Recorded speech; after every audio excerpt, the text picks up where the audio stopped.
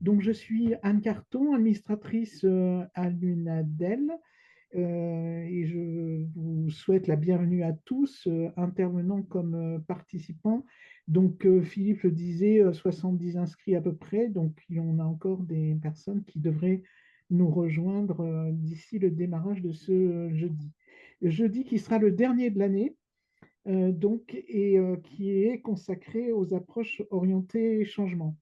Ces jeudis sont préparés en partenariat donc par l'UNADEL, mais en partenariat avec d'autres structures, les Localos, Territoires et Citoyens en Occitanie, Citoyens et Territoires en Grand Est, le CNFPT.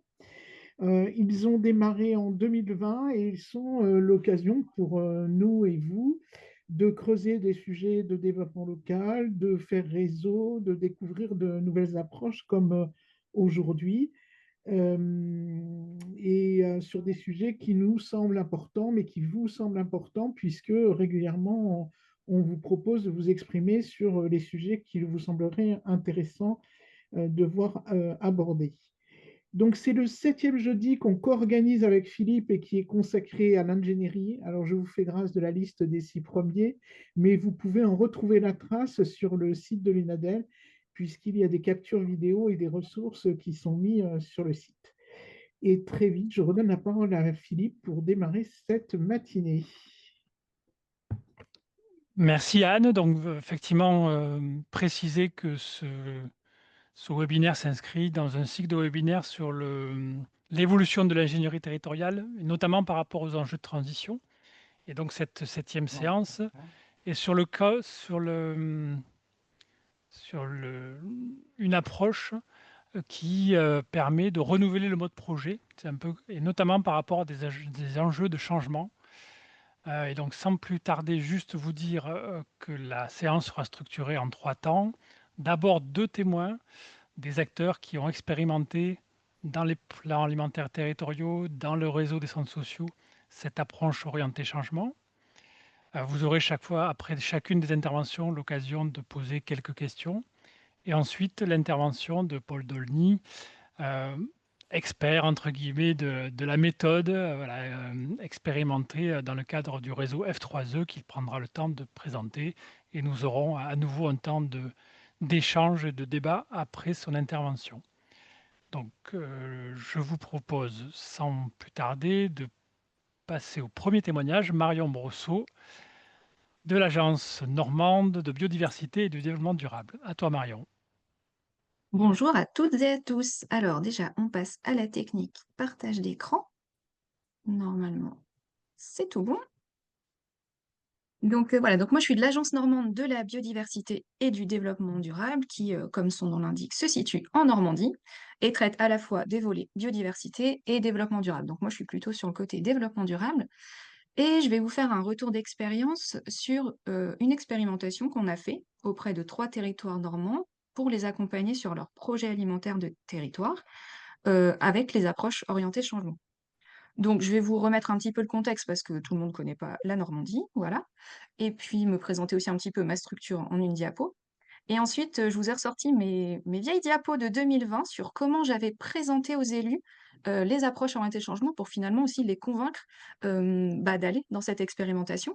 En même temps, donc je vous présenterai un petit peu, voilà, ça vous présentera aussi ou représentera les AOC. Je vous présenterai en même temps un petit peu, voilà, les résultats. Qu'est-ce qui s'est passé? Aussi, comment j'ai animé? Qu'est-ce qui a marché? Parfois moins bien marché? Un petit peu bilan et perspective et puis j'aurai deux ressources à vous partager à la fin. Voilà, le tout en 20 minutes. Je vais essayer de parler pas trop vite et puis surtout de vous laisser un temps de questions, donc voilà, à la fin. Donc l'Agence normande de la biodiversité et du développement durable, on agit à l'échelle de la région en utilisant surtout, voilà, nos 3 piliers.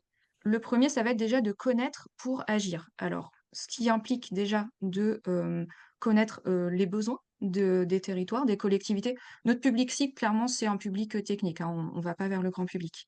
Donc connaître pour agir, voilà, connaître leurs besoins et puis aussi être en veille et notamment être en veille sur, moi, ce qui est mon cas, sur la recherche universitaire notamment et aussi sur des méthodes d'animation un peu innovantes.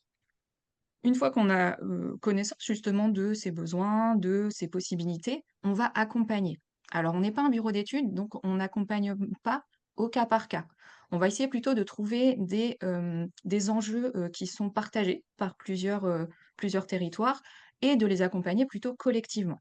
Ce qui a été le cas là pour les projets alimentaires de territoire où j'ai pu justement accompagner 3 territoires. Et une fois qu'on a pu justement aussi faire cet accompagnement, l'idée derrière, c'est de pouvoir massifier. Comme on ne peut pas accompagner au cas par cas, on expérimente, on essaie des choses et ensuite on va produire des médias, des supports. Alors ça peut être des vidéos, ça peut être, comme là on l'a édité, un cahier. Et puis surtout faire des événements, des temps de rencontre pour justement aussi pouvoir faire réseau. Ça, c'est un peu ce qui est en filigrane de toutes nos actions. On fait réseau et on fait en sorte aussi de décloisonner les territoires aussi sur des thématiques qui les rassemblent.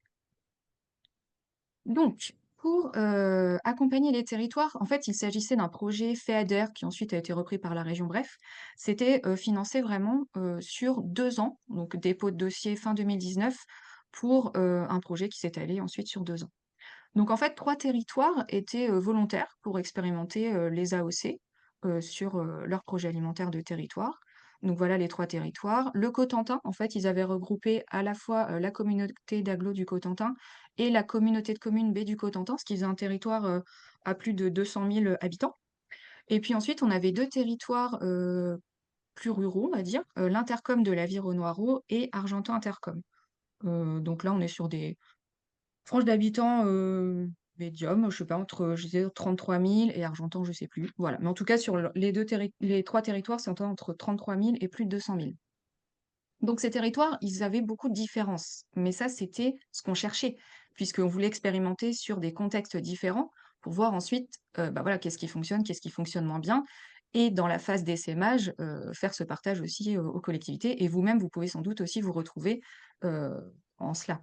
Donc on avait des territoires plutôt soit ruraux, urbains, littoral, terrestre, sur un projet alimentaire de territoire, ça a son importance, avec ou pas des expériences de concertation. Hem Chacune de ces des territoires avait soit un ETP dédié à l'animation de leur projet alimentaire de territoire ou pas. Parfois, la personne avait aussi d'autres, l'animatrice, en l'occurrence, c'était 3 animatrices, avaient parfois effectivement d'autres projets à gérer.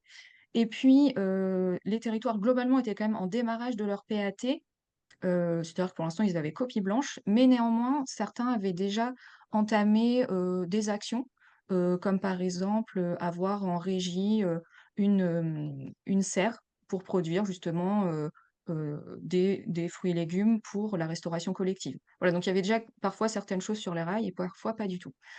Et donc moi, j'ai été là pour justement aller expérimenter sur les territoires et je m'étais, surtout auto-formée, en ayant, lu et relu l'ensemble des documents, sur la méthode qui étaient à disposition sur le site du F3E.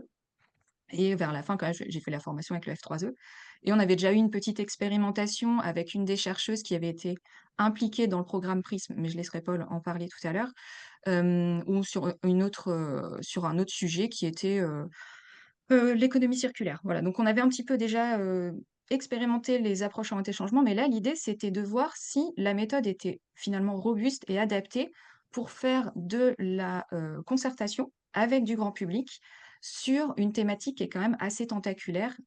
C'est-à-dire que voilà, les projets alimentaires de territoire, ça aborde une multitude de thématiques. Donc finalement, voilà, on se mettait un petit peu en expérimentation. Et donc, pourquoi mobiliser le public? Bon, ça, c'était un petit peu voilà, je vous dis, hein, après, je vous ai sorti mes vieilles diapos des années, 2020, pour convaincre les élus et c'était surtout, voilà, nous, on leur mettait en avant l'intérêt de faire avec le public et puis l'ensemble des acteurs concernés par l'alimentation sur leur territoire, pour ne pas qu'ils fassent un projet dans leur coin qui puisse ensuite être ressenti comme étant fait contre, finalement, ce réseau. Quand on fait sans les gens, ça peut être ressenti comme être fait contre eux, comme l'a dit Nelson Mandela beaucoup mieux que moi. Et donc le côté démocratie participative et intelligence collective, c'était aussi finalement ce que cherchaient un peu les territoires, mais sans savoir trop comment faire. Donc, ils se sont lancés et ils ont communiqué de façon différente. Je reviendrai un petit peu dessus, mais vous voyez quand même, il y a eu une large communication et le grand public, là, était vraiment invité à participer. Et là, c'était un petit peu le défi.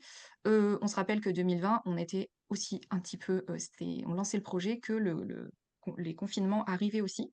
Donc ça a un petit peu, conditionné aussi à certains aspects. Bon, ça, on l'avait pas anticipé, mais de toute façon, on savait qu'on devrait adapter la méthode au contexte des territoires. Donc c'est ce que je vais vous présenter là au fur et à mesure. Je vais vous balayer un petit peu les différentes étapes de la méthode et comment on s'est adapté aussi en fonction des contextes.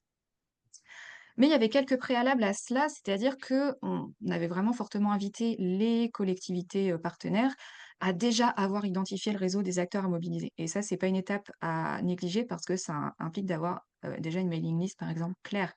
Savoir pourquoi on les mobilise. Donc moi, derrière, ça m'obligeait à quand même prendre un temps avec, notamment les élus et l'équipe animatrice, l'équipe technique, on va dire, pour qu'eux-mêmes se questionnent. Voilà, qu'est-ce qu'ils sont prêts à laisser ouvert à la concertation ou pas? Quel rôle pour chacun?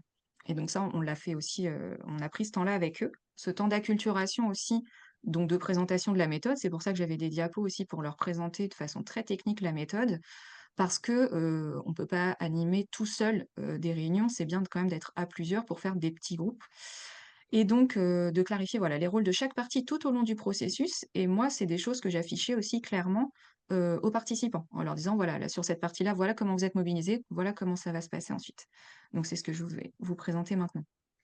Donc, alors j'espère que vous connaissez un petit peu la méthode, sinon de toute façon, je vous la balaye vite fait, puis on reviendra dessus, après, aussi avec Florence et puis Paul qui prendront la parole après moi. Donc voilà, je leur balayais les différentes étapes, la vision, en quoi ça consiste, les chemins et activités, et puis l'évaluation. Je vous passe très vite, vous aurez les diapos après, l'important n'est pas là. L'important, c'était plutôt ça, c'était de montrer aussi qui intervient à quel moment. Donc on voit que pendant la vision, participants et pilotage étaient au même niveau, c'est-à-dire que les élus étaient invités à participer au temps d'échange au même niveau que le public lambda, on va dire, voilà, le citoyen. Et l'animation et le pilotage étaient surtout là pour synthétiser et compiler les propositions. Ensuite, pour les parties chemin activité, on voit que là, déjà, les rôles se différencient un petit peu. Le rôle des participants, c'était vraiment d'aller dans la continuité de la précédente étape, et puis d'essayer d'aboutir quand même à du concret, de faire des propositions en tout cas. Et le pilotage, donc quand je dis pilotage, oui, là, c'est vraiment plutôt les élus, oui, voilà, surtout eux, d'essayer quand même de cadrer le champ des possibles. C'est-à-dire qu'à ce moment-là, c'est leur rôle aussi de nous dire, voilà, qu'est-ce qui est possible ou pas de faire, mais sans non plus trop restreindre les propositions. Et puis l'animation restait pour faciliter les propositions. Et on voit quand on passe vers la phase activité et voire même évaluation, là, les participants ont un rôle de moins en moins prégnant, puisqu'en fait, effectivement, après, ils étaient surtout dans du suivi, et surtout sur le volet évaluation, c'est quelque chose pour lequel on est resté, d'un point de vue très technique. En même temps, inviter les gens à faire un tableau d'indicateurs, je suis pas sûre que ça les ferait, beaucoup venir. Bref. Pour la définition de la vision à long terme, ce que je mettais surtout en avant, c'était un petit peu les objectifs cachés, on va dire. C'est-à-dire que nous, on invite le grand public à définir une vision, à se projeter dans 4, 10, 15 ans. Donc là, nous, on était en 2020, on se projetait à l'horizon 2040. Mais finalement, les objectifs derrière ces premiers temps, c'est déjà de créer une synergie autour de la thématique. C'est de faire s'exprimer les gens sur cette thématique. C'est aussi de faciliter l'interconnaissance entre différents acteurs. Et pour certains, ce moment a vraiment été clé. Et puis de créer voilà, ce premier engagement déjà dans la démarche. En tout cas, vous avez aperçu tout à l'heure un petit peu les affiches de communication des différents territoires. Voilà, ils ont fait un visuel, on crée en tout cas une démarche, on la lance. Et l'idée derrière, voilà, c'est surtout de se focaliser sur la destination à atteindre plutôt que sur le passé. Parce que qu'est-ce qu'on fait d'habitude en mode projet? On commence par le diagnostic, on commence par ce qui ne va pas, et du coup, ça stimule pas vraiment la projection, l'imagination. Donc là, déjà, ça, c'était un premier changement, pour, l'équipe animatrice et puis, enfin, l'équipe de pilotage, on va dire plutôt.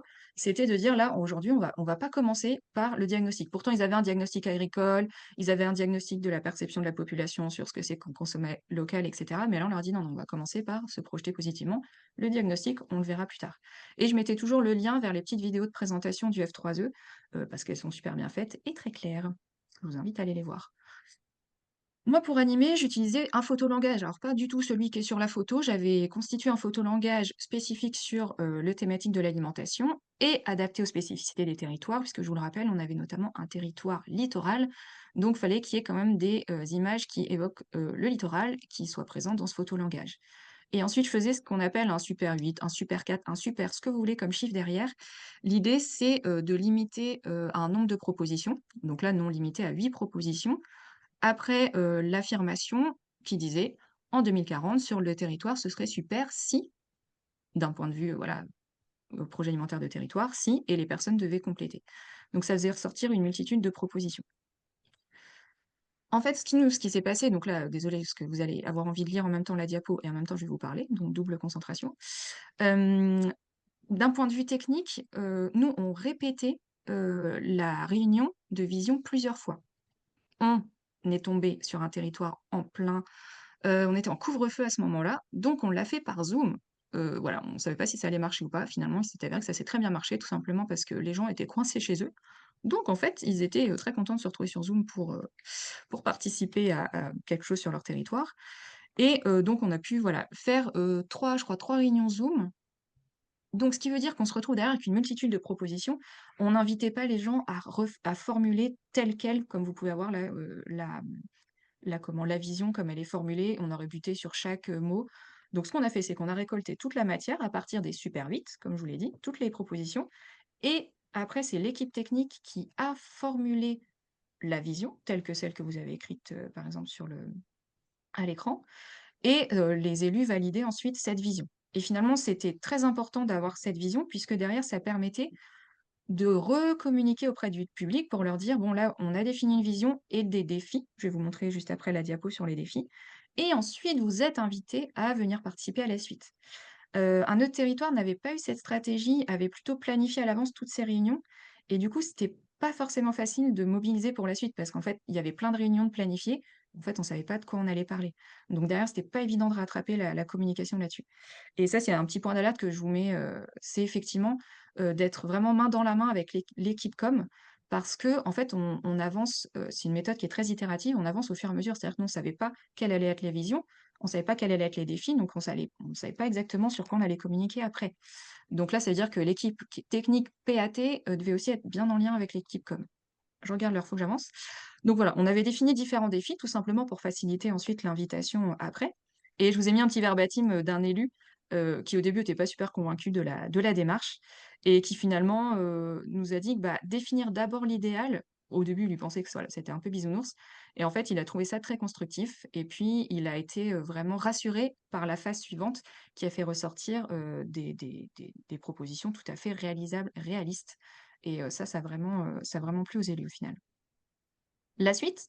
Donc la suite, c'était, normalement, voilà, c'est 2 étapes: tracer les chemins du changement et définir, les activités.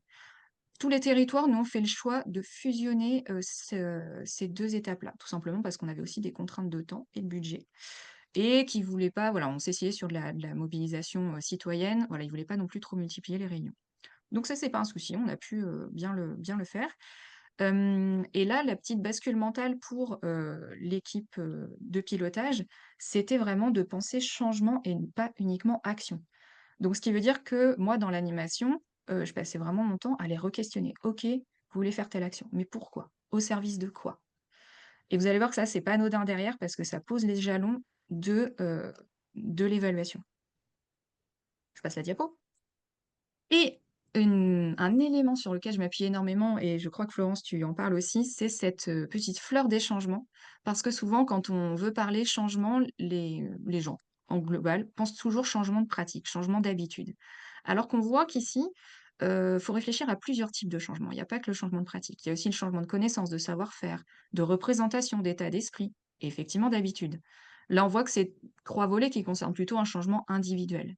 Mais en fait, bien souvent, il faut aussi des changements collectifs, et notamment de relations entre acteurs, voire d'organisation de règles. Je pensais par exemple à parfois il faut faire évoluer les règles des marchés publics, les règles du foncier.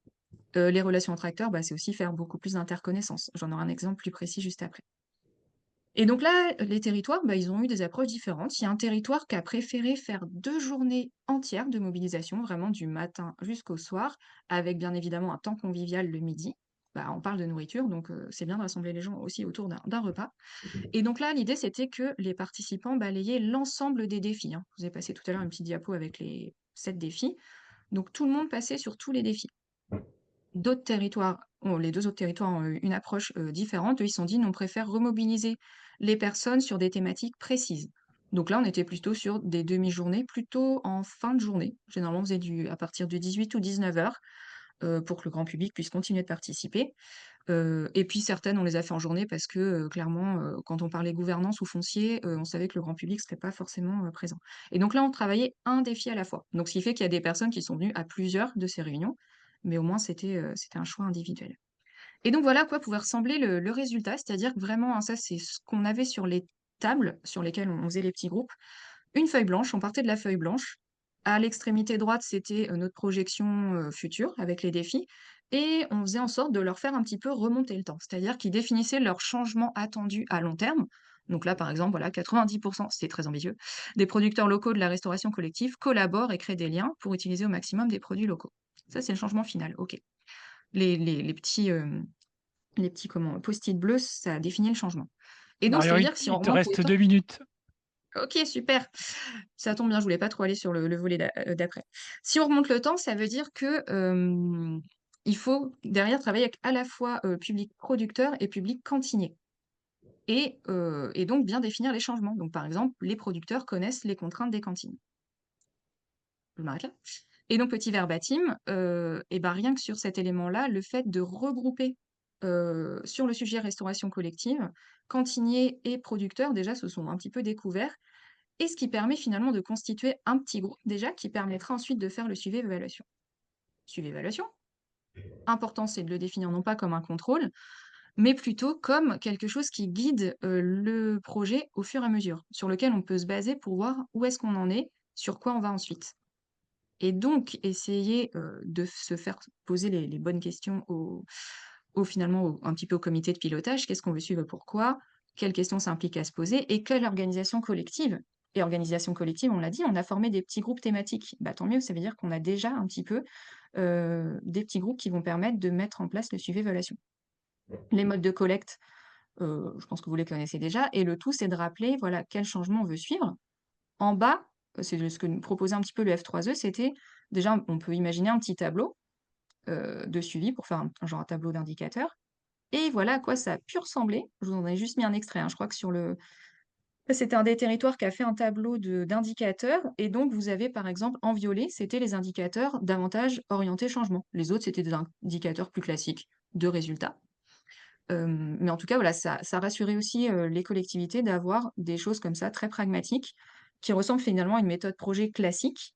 Et pourtant, dedans, vous voyez, on a réussi à injecter des approches orientées changement. Et ce petit argument, moi, était assez clé aussi, c'est de dire qu'avec les approches orientées changement, on avait déjà posé les bases du dispositif de suivi-évaluation, sans s'en rendre compte, dès la phase de vision, puisqu'on avait créé des petits sous-groupes par défi, etc. On avait facilité l'interconnaissance et l'implication des personnes dans le projet. Bilan en perspective. Bah, cette bascule mentale, en fait, c'était vraiment ça, nous, l'objet clé, c'était de faire penser changement et non plus action. Les actions ne sont qu'au service d'un changement et c'est le changement qu'on vient évaluer. Les élus étaient vraiment satisfaits, sur la méthode participative et les résultats concrets, même si, mobiliser, ça n'a pas toujours été facile en fonction, des territoires, mais en tout cas, on a toujours eu du monde à des réunions. Un essaimage sur d'autres territoires, c'est-à-dire que moi derrière, alors j'ai refait toutes les diapos moches que je vous ai présentées en version beaucoup plus, déjà visuelle et pragmatique, pour présenter à d'autres territoires et aussi une ouverture sur d'autres thématiques. Par exemple, en ce moment, j'accompagne un territoire plutôt sur, la thématique de la mobilité. Et puis, vraiment, là, c'est les perspectives sur lesquelles je suis, c'est associer, tous les éléments liés à la psychologie sociale de l'accompagnement au changement. Donc on est plutôt sur des apports théoriques et voir comment les approches orientées changement, finalement, viennent s'adosser à, ces apports théoriques. Et dernière diapo, vous pourrez la consulter après de toute façon. Une fiche ressources, en fait, on a juste remis, dans un autre format, les ressources du F3E pour que vous accédiez rapidement aux vidéos et aux boîtes à outils. Et puis, on a édité un cahier de 16 pages qui vous pourrez consulter librement, qui vous redonne un petit peu ce que je vous ai présenté là. Ah, j'ai un petit peu dépassé, désolée. C'est parfait Marion, ça c'était clair et ça tu as tenu à peu près le temps. On peut prendre, quelques minutes, pour questionner Marion, de demander des précisions, compléter un peu son Mm. intervention, voilà 5-10 minutes. Donc Alors, n'hésitez pas à lever la main et peut-être il y a des premières questions, Anne, dans le chat. ouais, il y a deux questions dans le chat. Quelle différence, Marion, vous faites entre vision du mode changement et ambition qui serait plutôt du mode projet? Et je vous pose la deuxième, 5 ans après, où en sont les 3 PAT? Ouais, et très bonne question ça. Hem, Bah, alors après, je sais pas comment d'habitude vous définissez l'ambition. Est-ce que c'est défini justement que avec une équipe de pilotage, une équipe technique? Là, nous, la vision, c'est vrai que le fait que ce soit avec les citoyens, ça permettait aussi d'aborder des sujets, plus largement. Et puis la vision, en fait, l'avantage, c'est vraiment de la projeter un temps suffisamment loin pour que ça reste une boussole, un objectif vers lequel on tend.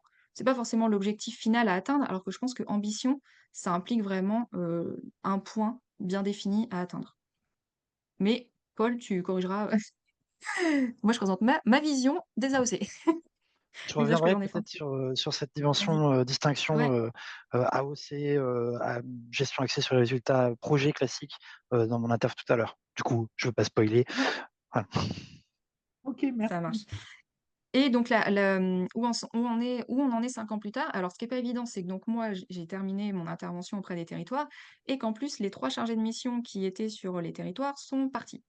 Mais j'ai quand même, voilà, poursuivi, enfin les nouvelles personnes qui sont arrivées, je les ai contactées pour m'assurer déjà qu'elles perdaient pas tout ce qu'on avait produit et globalement, bah, en fait, les PAT sont lancés, ils sont labellisés, projets alimentaires de territoire et en tout cas, voilà, toute la démarche qu'on a faite leur a permis d'élaborer ce PAT, donc bah, j'imagine que objectif atteint du coup. Et puis ensuite, moi, je sais que pour la partie notamment, comment? Je vais y arriver. Dispositif de suivi et évaluation, c'est quelque chose que j'ai représenté, derrière au réseau, des projets alimentaires de territoire. Mais Florent, je crois que tu vas parler aussi pas mal, évaluation.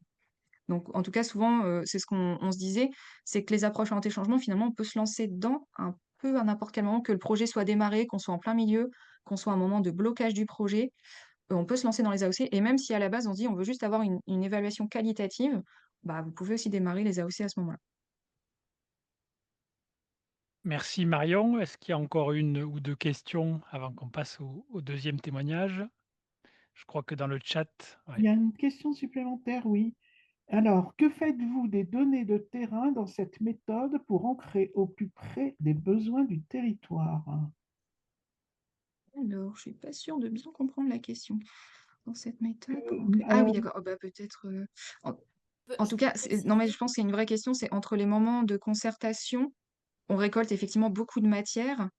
Et donc là, je pense que la question, c'est de se dire, voilà, comment est-ce qu'on ne perd pas cette matière au fur et à mesure qu'on avance dans la méthode?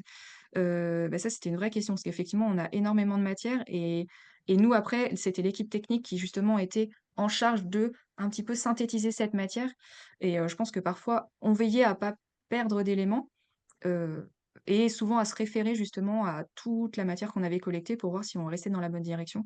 Mais en tout cas, c'est un point de veille à effectivement avoir, rester au plus près des besoins du territoire. Par contre, une question qu'on me posait parfois, c'était, est-ce que, là, les personnes qui assistaient à la concertation étaient représentatives du territoire? Ah, derrière, nous, on faisait pas un recrutement pour être représentatif, c'est-à-dire, c'était représentatif des gens présents.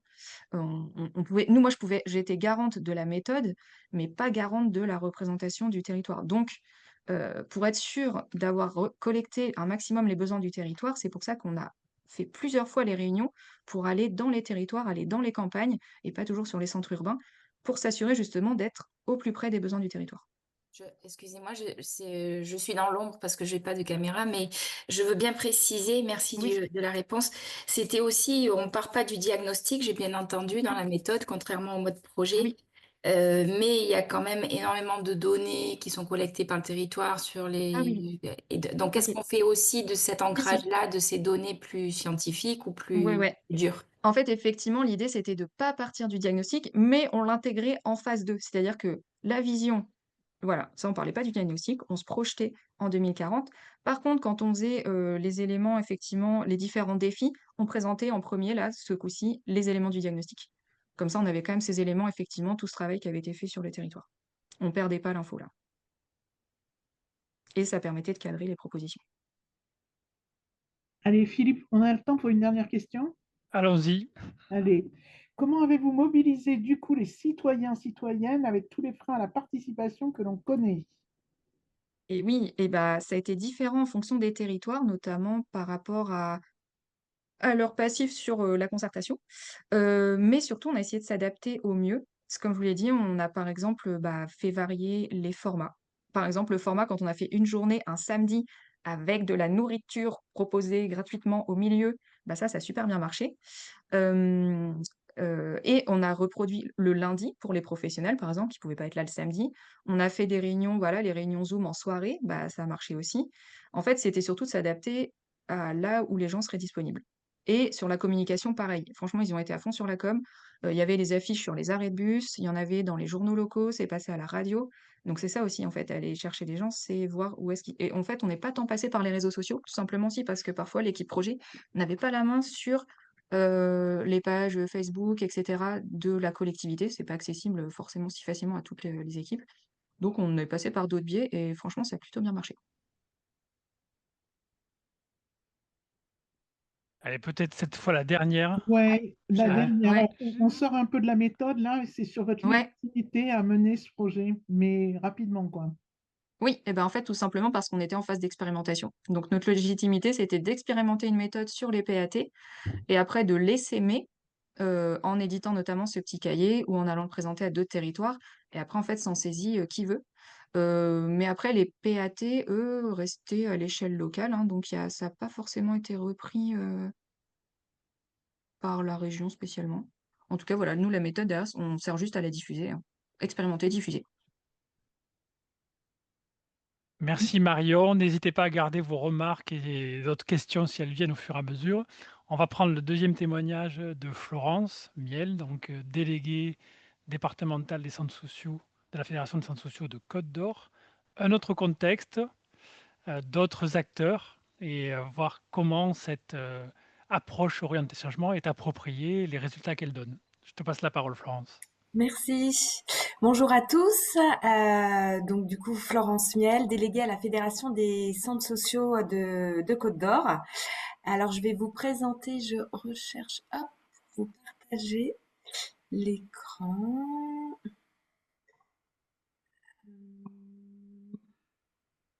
Pourquoi ça a marché tout à l'heure? Je le retrouve pas.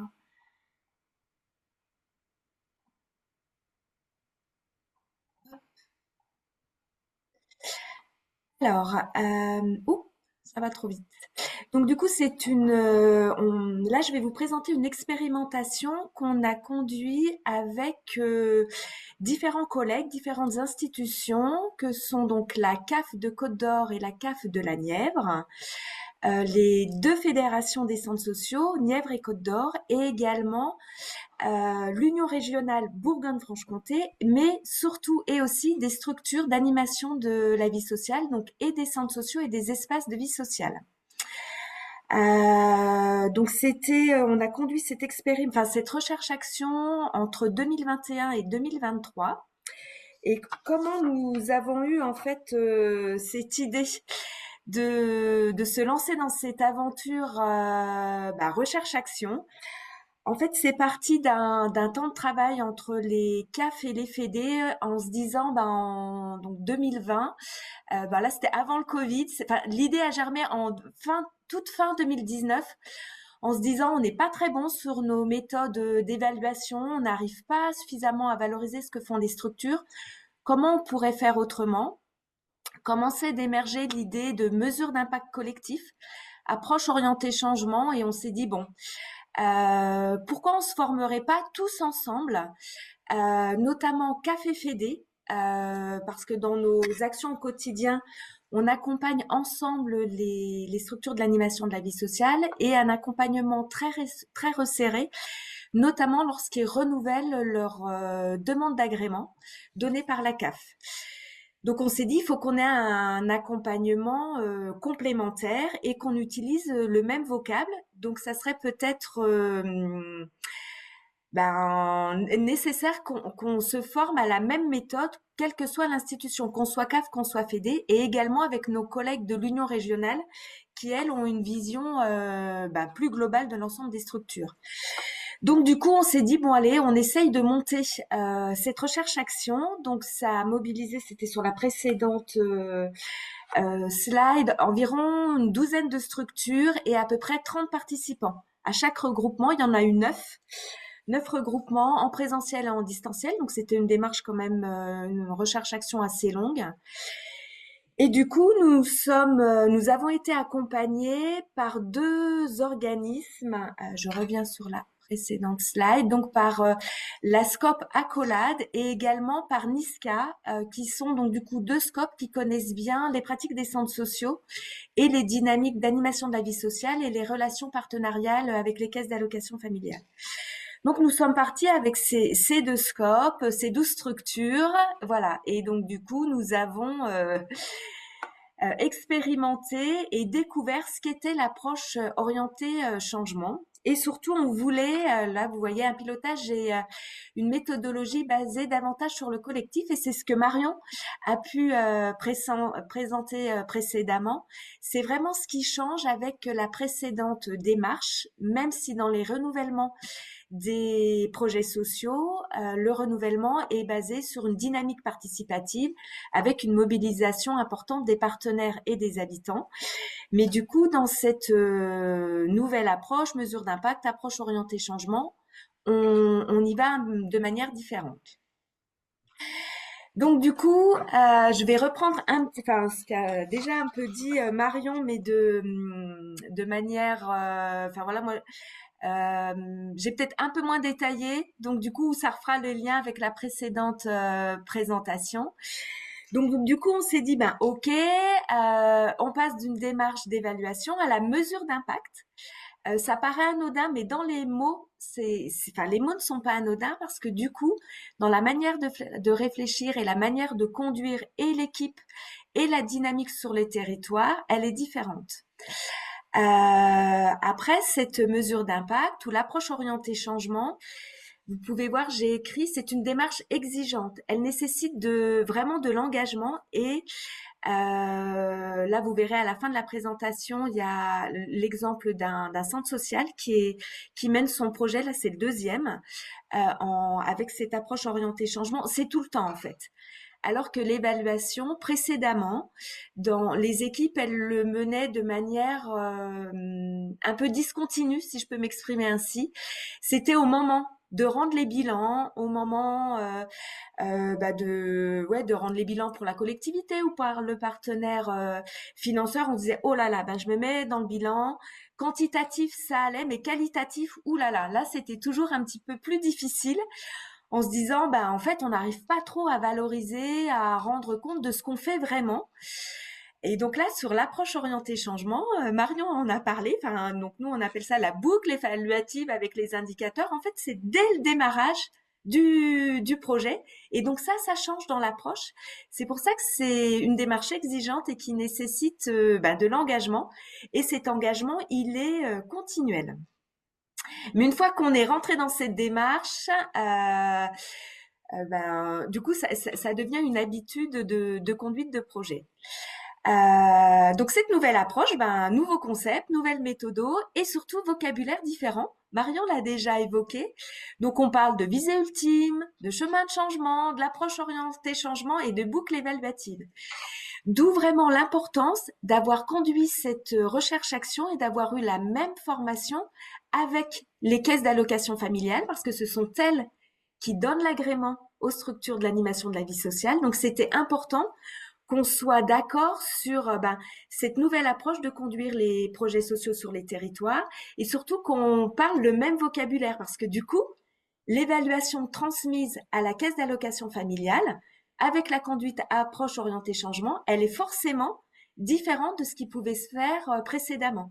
Donc du coup, il fallait vraiment qu'on soit j'allais dire raccord, excusez-moi cette familiarité, mais qu'on soit vraiment au clair du coup sur les attendus et ce que les structures allaient pouvoir transmettre comme dossier. Parce que du coup, l'agrément d'un centre social ou d'un espace de vie sociale, il est sur un dépôt de dossier. Donc forcément, dans l'écrit, ça prend aussi une autre forme. Donc là, c'est pas dans la slide, mais on a parlé beaucoup du diagnostic et il y a eu des échanges au moment du temps de parole après l'intervention de Marion.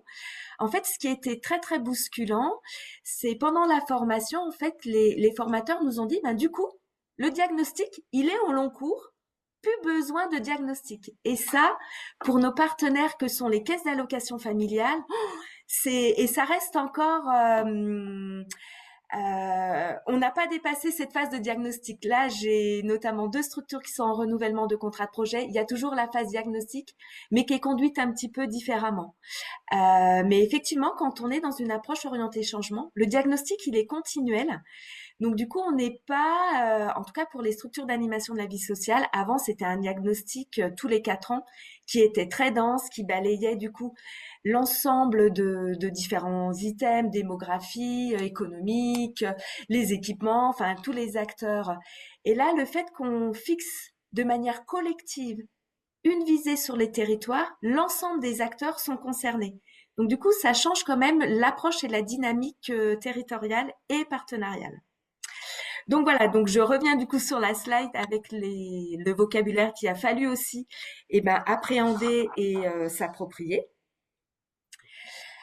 Donc, de manière assez synthétique, donc nous en Côte d'Or, il y a eu 3 centres sociaux et un espace de vie sociale qui ont été jusqu'au bout de la démarche.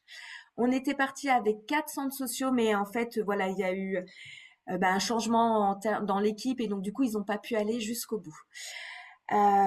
Donc ça fait en Côte d'Or, il y a 31 structures. Donc en fait, il y a pour l'instant très peu de structures qui sont formées. C'est quelque chose qu'on projette avec la caisse d'allocation familiale sur les années 2026 et 2027, de relancer la formation.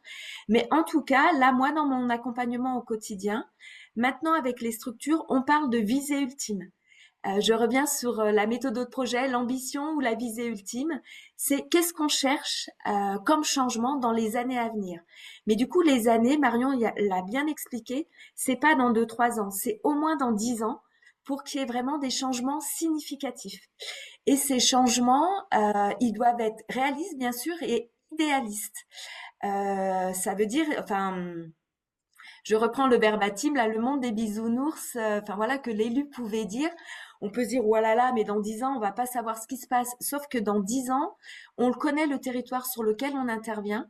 Et ça s'inscrit toujours dans un contexte et l'ensemble des acteurs le connaissent, ce contexte, parce qu'elles le vivent tous les jours. Ce sont vraiment des personnes concernées. Donc, du coup, dans la méthode d'animation, ils arrivent à se projeter, à voir un peu plus loin et surtout, en tout cas, Marion l'a évoqué aussi, qu'est-ce que ça va transformer? La visée ultime, elle permet de transformer quelque chose pour les habitants, pour les territoires, pour des relations partenariales. C'est vraiment ça qui change par rapport à la méthode précédente et des changements qu'on va pouvoir évaluer avec cette boucle évaluative, avec les indicateurs qu'on aura définis préalablement. Donc nous, au niveau de la méthode, du coup, les 2 scopes nous disaient il faut que la formulation, elle soit très simple. Sujet, verbe, complément.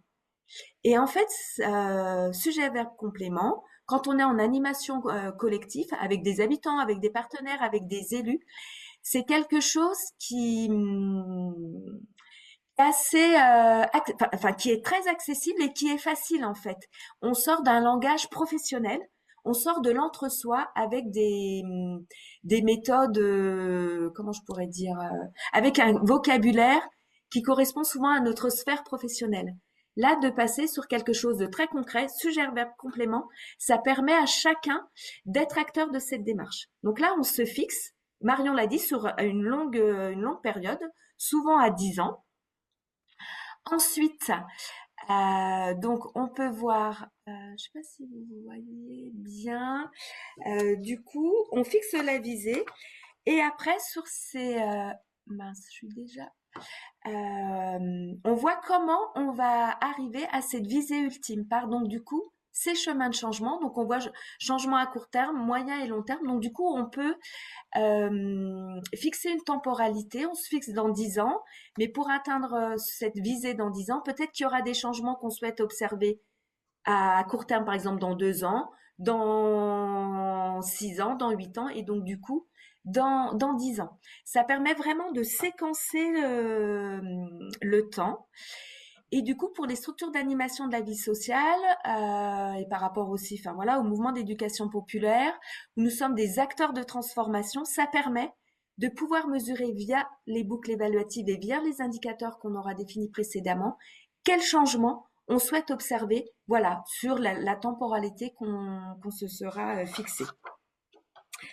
Ensuite, ce qui change beaucoup, c'est donc je l'ai tourné à l'envers, pardon. Ce qui change beaucoup, c'est cette mesure d'impact. Qu'est-ce que ça a changé? Qu'est-ce que ça a transformé?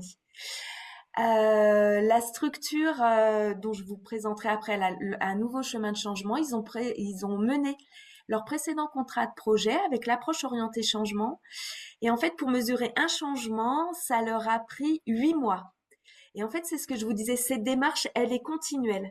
Parce que du coup, l'équipe a bien sûr défini les indicateurs avec les personnes concernées, avec les partenaires, et chaque changement est vraiment, j'allais dire, passé à la loupe, en fait. Tout est décortiqué. Donc, ça permet vraiment, d'un point de vue qualitatif, de donner à voir qu'est-ce qui se transforme, qu'est-ce qui bouge pour le territoire, pour les habitants, pour les partenaires. Et ça, après, on peut voir l'évaluation sur, ce qui a bougé sur plusieurs années.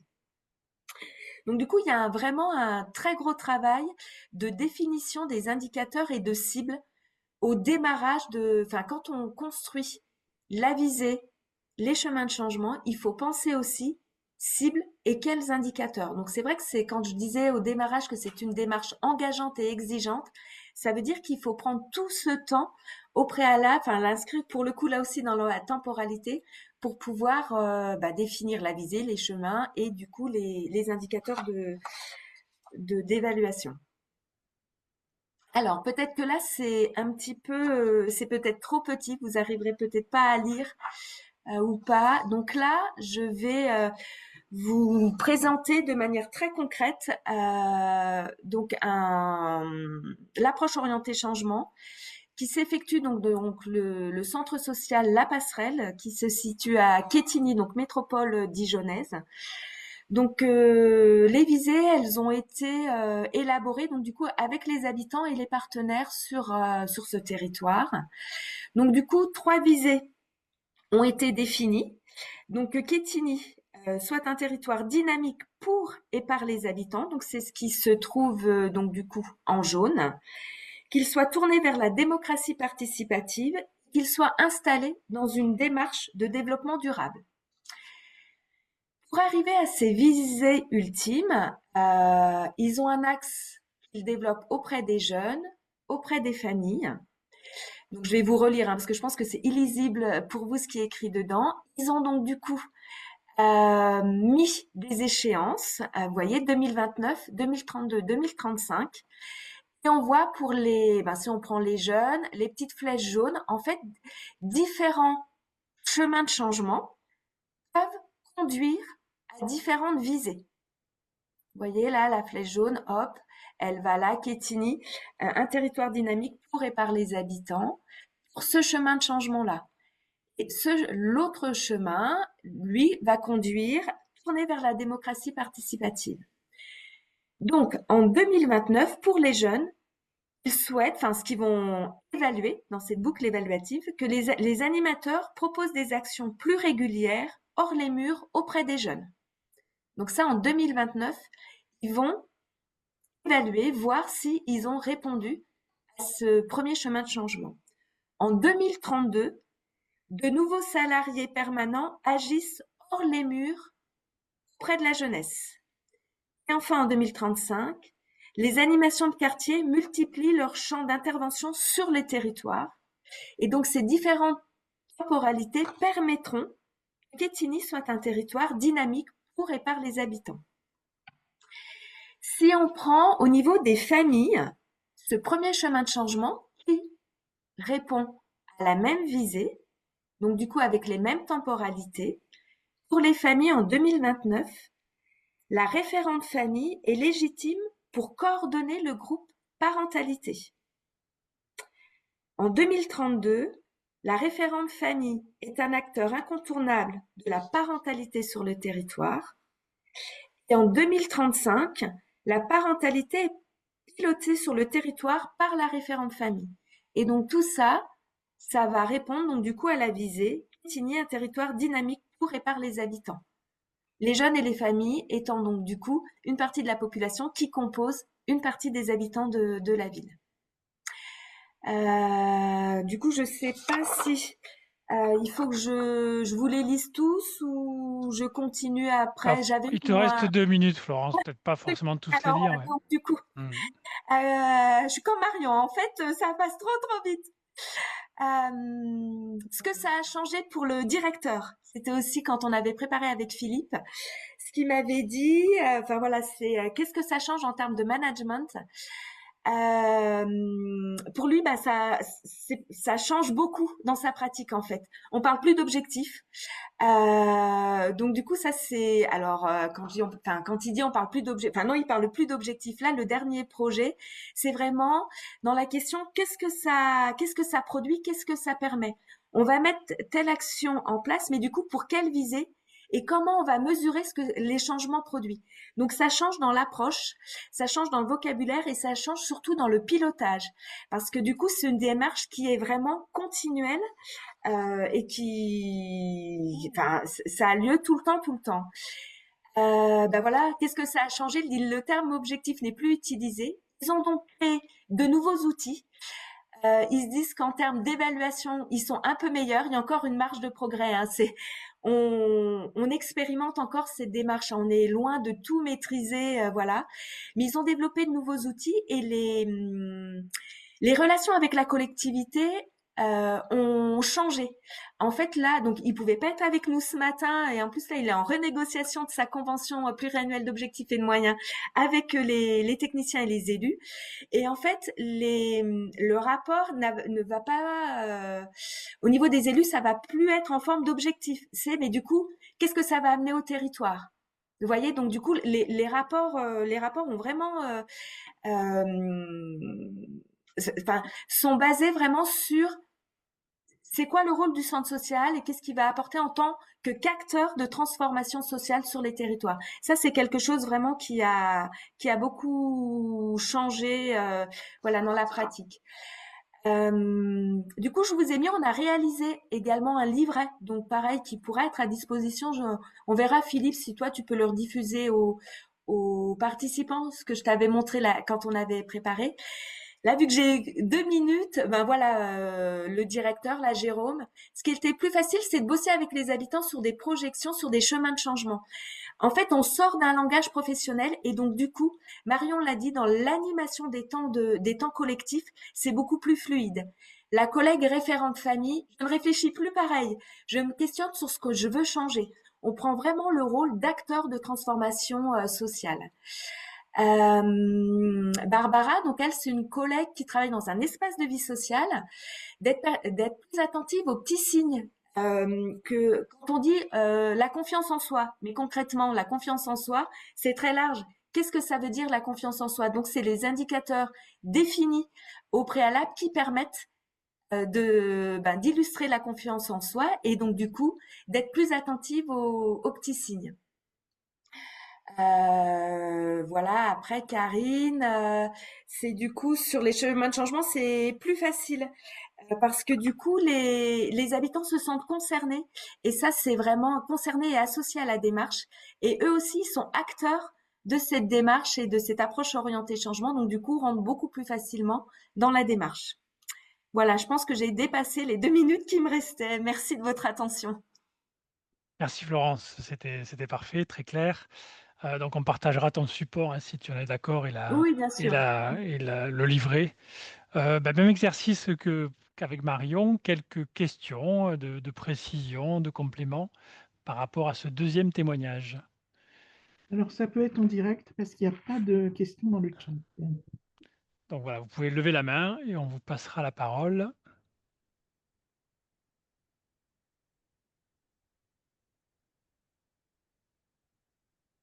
Des remerciements dans le chat.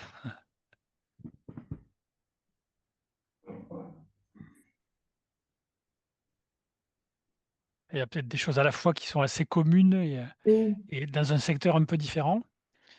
Alors, il y en a une.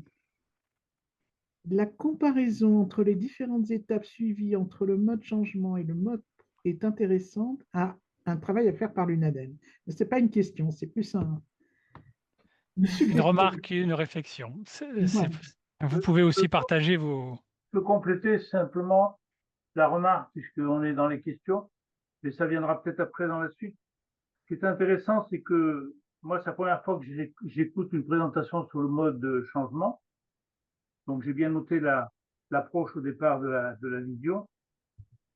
C'est utilisé également dans d'autres méthodes, hein, par rapport à la réflexion qu'on fait faire aux acteurs de se projeter à 15 ans ou à 20 ans. Donc, c'est intéressant.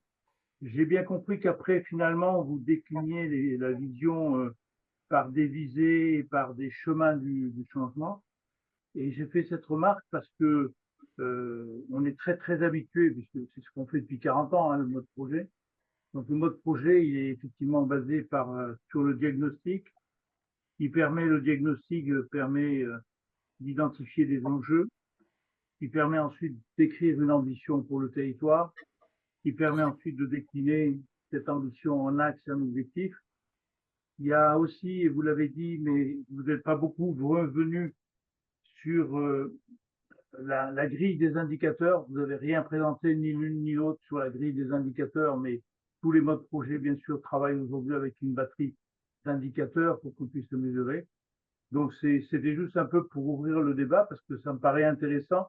J'ai l'impression que je ressens un peu, c'est qu'il y a une sorte de chemin mixte entre les deux méthodes. Il s'agit de méthodes pour aboutir. Et ce qui est intéressant, c'est de regarder, c'était ma question d'avant, au bout de 5 ans quand on a fait ça, bon, qu'est-ce qui se passe réellement, concrètement sur les territoires. Je parle de ça parce que, au-delà d'être membre de l'UNADEL et président de Terre à Terre, je suis très impliqué dans la communauté de communes du Pays de Fayence dans le Var, où on a donc un des pactes les plus reconnus, si vous voulez, au niveau de la région Sud-Provence-Alpes-Côte d'Azur. Et également, on a un contrat de projet avec la CAF et on a aujourd'hui une animatrice financée à 70% pour 3 ans par la CAF. Donc, on suit l'ensemble de ces dispositions. Et dans le cadre de la préparation aujourd'hui des élections municipales et de tout ce qui se fait, et notamment du lien qu'il y a à faire entre le projet communal et le projet de territoire, donc le projet communautaire, c'est des discussions et des approches très intéressantes. Donc, merci déjà aussi pour l'organisation de ce webinaire. Merci Christian pour l'illustration sur le territoire. Je crois qu'il y a une question sur le chat. Il y a une question sur le choix des 10 ans. Dans un monde qui se transforme très rapidement, est-ce que voilà, se projeter sur 10 ans, c'est pertinent ou pas? Est-ce que ce n'est pas un pas de temps trop long? Alors, on en a rediscuté avec le directeur et en fait, pour lui, et je laisserai compléter Paul Dolny parce que, enfin voilà, on expérimente encore, hein, on est loin de tout maîtriser. En tout cas, pour cette structure, 10 ans, enfin, pour pouvoir mesurer des changements, il faut du temps. Donc du coup, sur la visée, il la laisse à 10 ans. Par contre, vu que l'évaluation, elle est continuelle, peut-être que les chemins pour y arriver seront peut-être différents. Mais en tout cas, pour l'équipe, voilà, en présence, il reste vraiment sur 10 ans. Moi, qui est vraiment quelque chose, enfin, je sais pas, mais en tout cas, il se projette vraiment sur 10 ans, sur ce qu'il souhaite voir se transformer. Mais après, les chemins peuvent prendre différents aspects et s'adapter du coup sur ce qui aura été notoire sur le territoire pour prendre en compte ce chemin. En tout cas, la visée reste la même, c'est le chemin qui du coup peut se modifier, s'adapter. De là où on en est, hein, peut-être que dans 2 ans ou 3 ans, je vous dirais en fait, on s'est rendu compte que ça fonctionne pas. Mais peut-être que Paul, pour le coup, a plus de recul que moi pour répondre à cette question. Alors, Florence, on vous demande si dans cette recherche-action, il y a des chercheurs associés. Alors non, il n'y avait pas de chercheurs associés, donc on a conduit cette recherche-action avec les 2 scopes. on a réalisé ce support, voilà, que Philippe pourra vous transmettre. Mais non, il y avait pas de chercheurs. Je pense que c'est un manque. Enfin, on se rend compte maintenant après, enfin voilà, on a terminé en 2023. On se dit, ben oui, c'est pour voir aussi ce que ça a transformé et quels effets sur nous, nos méthodes d'accompagnement. Voilà. Donc non, il n'y avait pas de chercheurs. Merci Florence. Si c'est bon pour les questions à ce stade, mais vous pouvez aussi les garder sous le coude, on aura un nouveau temps d'échange. Donc des remerciements, hein, plusieurs, pour les deux témoins. Je propose de passer la parole à Paul, peut-être à la fois en réaction aux deux témoignages et puis nous partager un peu la genèse de la construction de cette approche orientée changement, ce que ça peut donner dans d'autres contextes, et avec un peu de recul, peut-être effectivement, les principaux enseignements, intérêts de cette démarche. Donc, à toi la parole, Paul. Merci beaucoup Philippe. Du coup, peut-être déjà commencer par me présenter, dire d'où je parle.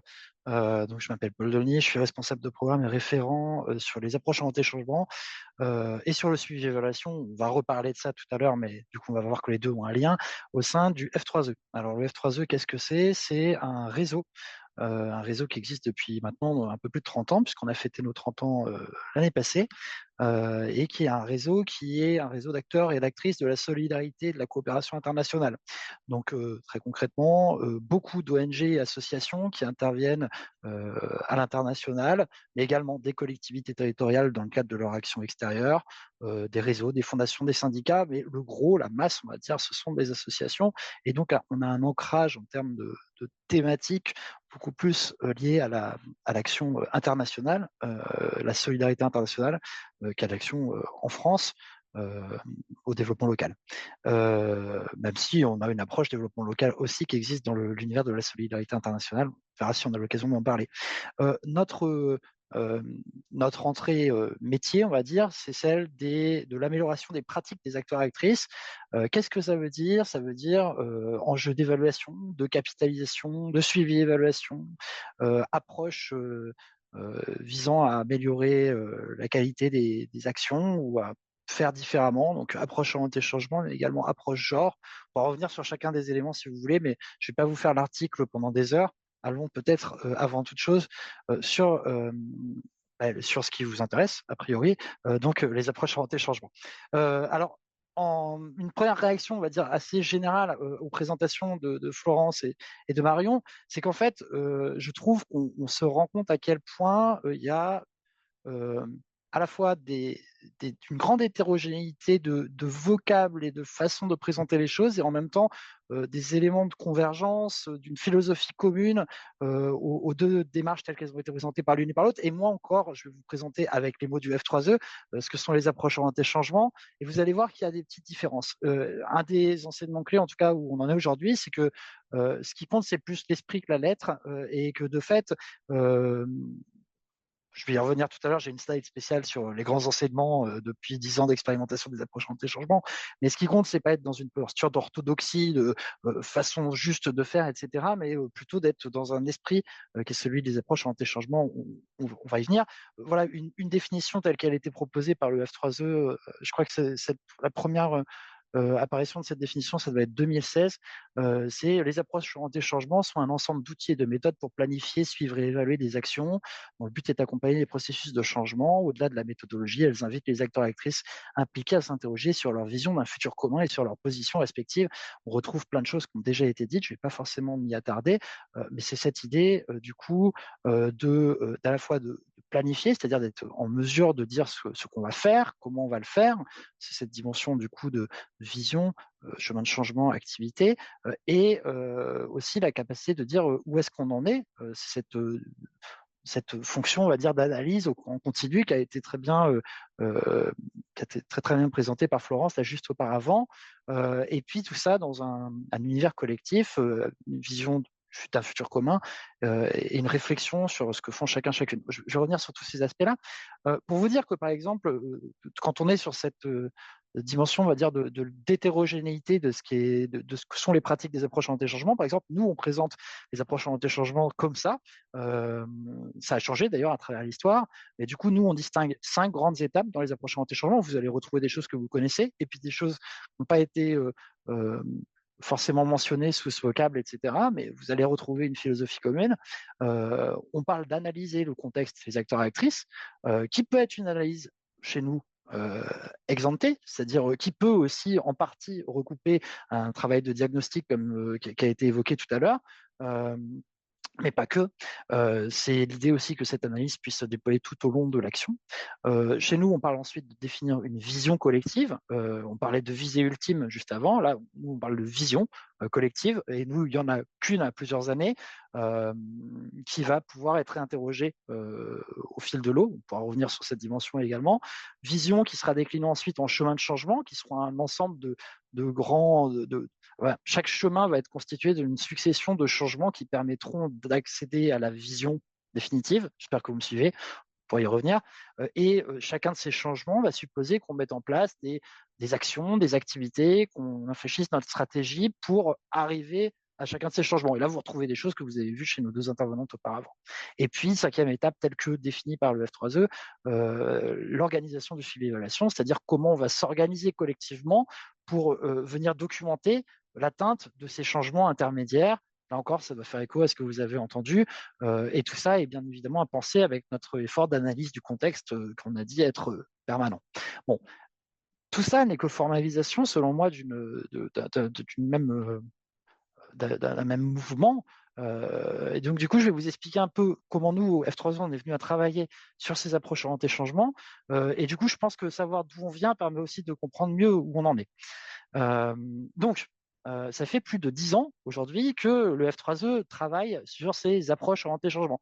En fait, pour revenir un petit peu à la genèse de ceci, puis ça va nous permettre également de parler du rapport entretenu par les approches orientées changement, la logique projet, etc., vu que ça recoupait, c'était des interrogations également qui se faisaient jour dans la salle virtuelle. Revenons donc sur un petit peu la genèse de ces approches orientées changement. Tout va commencer en fait au milieu des années 2010, donc c'est vers 2013-2014, où dans le secteur en tout cas de la solidarité internationale, on fait un petit peu le constat de limites qui sont celles du mode projet classique, alors que nous on appellerait cadre logique, ça doit vous parler également, ce qu'on peut appeler également gestion axée sur les résultats, qui est donc imposée par les principaux bailleurs de fonds de la solidarité internationale, l'Agence française de développement, l'Union européenne, etc., depuis au moins les années 90. Pour mémoire, je vous ai fait un petit visuel de ce qu'est un cadre logique. C'est la formalisation la plus classique du mode projet, où on définit un objectif général à atteindre, qui va être, lui, atteint au travers de plusieurs objectifs spécifiques qui seront atteints eux-mêmes parce qu'on aura mis en place un certain nombre d'activités qui auront des résultats, et ces résultats concourront à l'atteinte des objectifs susnommés, objectifs spécifiques. Et puis, on va mettre en face de ça un ensemble d'indicateurs objectivement vérifiables, de sources de vérification de ceux-ci et d'hypothèses sous-jacentes. Je ne vais pas vous faire un cours sur la gestion axée sur les résultats, c'était simplement pour se rafraîchir les idées et voir que c'est ça, en fait, qui va être, là, on va dire, dans notre histoire, puisque c'est une histoire que je vous raconte en 2014, on va dire, c'est ça un peu la norme dominante, en tout cas dans le secteur de la solidarité internationale. Ça le demeure d'ailleurs, on y reviendra.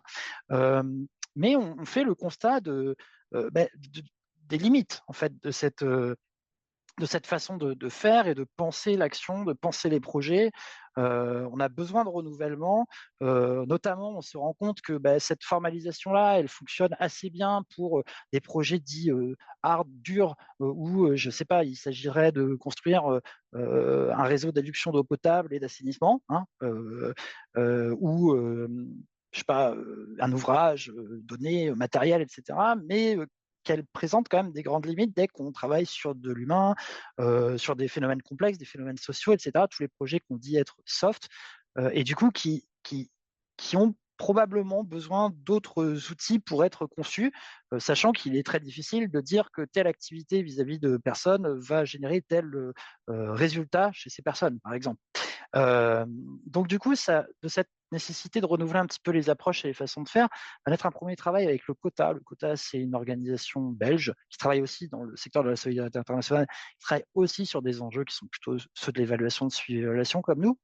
Ça va donner lieu à un guide, vous aurez la référence tout à l'heure, qui est toujours intéressant, je pense, qui s'appelle Agir pour le changement, qui date de 2014 et qui va être la matrice dans laquelle va se déployer une première expérimentation. Vous avez là son titre à l'écran, c'est le programme Prism, qui aura donc, qui commencera en 2014 et qui se durera pendant 4 ans.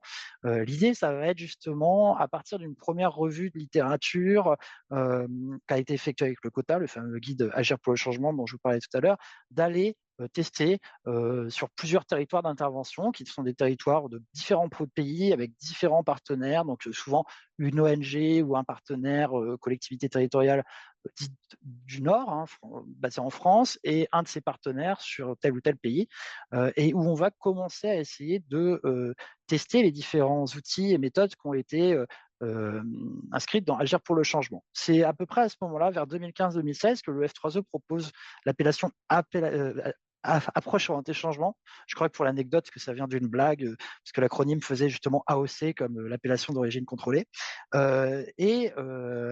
Donc, en 2018, Prism va sortir, à la fin de cette expérimentation, on va sortir 2 guides pratiques, l'un sur la vision et l'autre sur le suivi, évaluation, orienté changement, et puis l'ensemble des vidéos auxquelles faisait référence Marion tout à l'heure.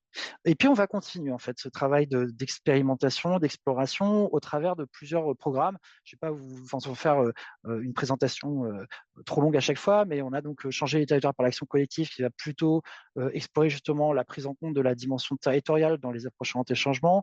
PAX 2, donc, qui s'est achevé l'année passée, où on va plutôt travailler sur les enjeux de genre, comment mieux intégrer la prise en compte des enjeux de genre dans les approches orientées changement. Et puis PAX PAX avec un E, comme écologie, donc plutôt sur des enjeux écologiques. Voilà. Donc ça, c'est pour vous donner un petit peu l'idée de d'où on vient. Pour peut-être faire un petit focus sur, parce que je n'ai pas tout à fait, je pense, développé, sur les approches orientées changement et la gestion axée sur les résultats, donc le cadre logique. Ouais, c'est un petit tableau là qui essayait de montrer quelques-unes des différences qui peuvent y avoir entre les deux approches. Un cadre logique qui part des problèmes à résoudre. Moi, je me souviens que dans ma formation initiale, on faisait par exemple l'arbre à problème et l'arbre à solution. On en a parlé aussi tout à l'heure au travers des diagnostics. Vous savez, c'est, je sais pas, l'analyse des besoins sociaux. Donc, on a une tradition, on va dire, de diagnostiquer de quelque chose qui serait qui dysfonctionnerait, etc. Là où les approches orientées changement vont être plutôt marquées par une vision positive de ce vers quoi l'on tend.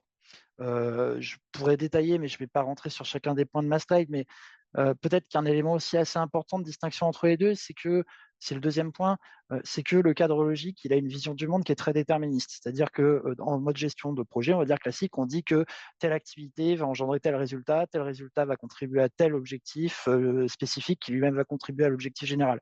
Tout ça sur une durée de 3 ou 4 ans.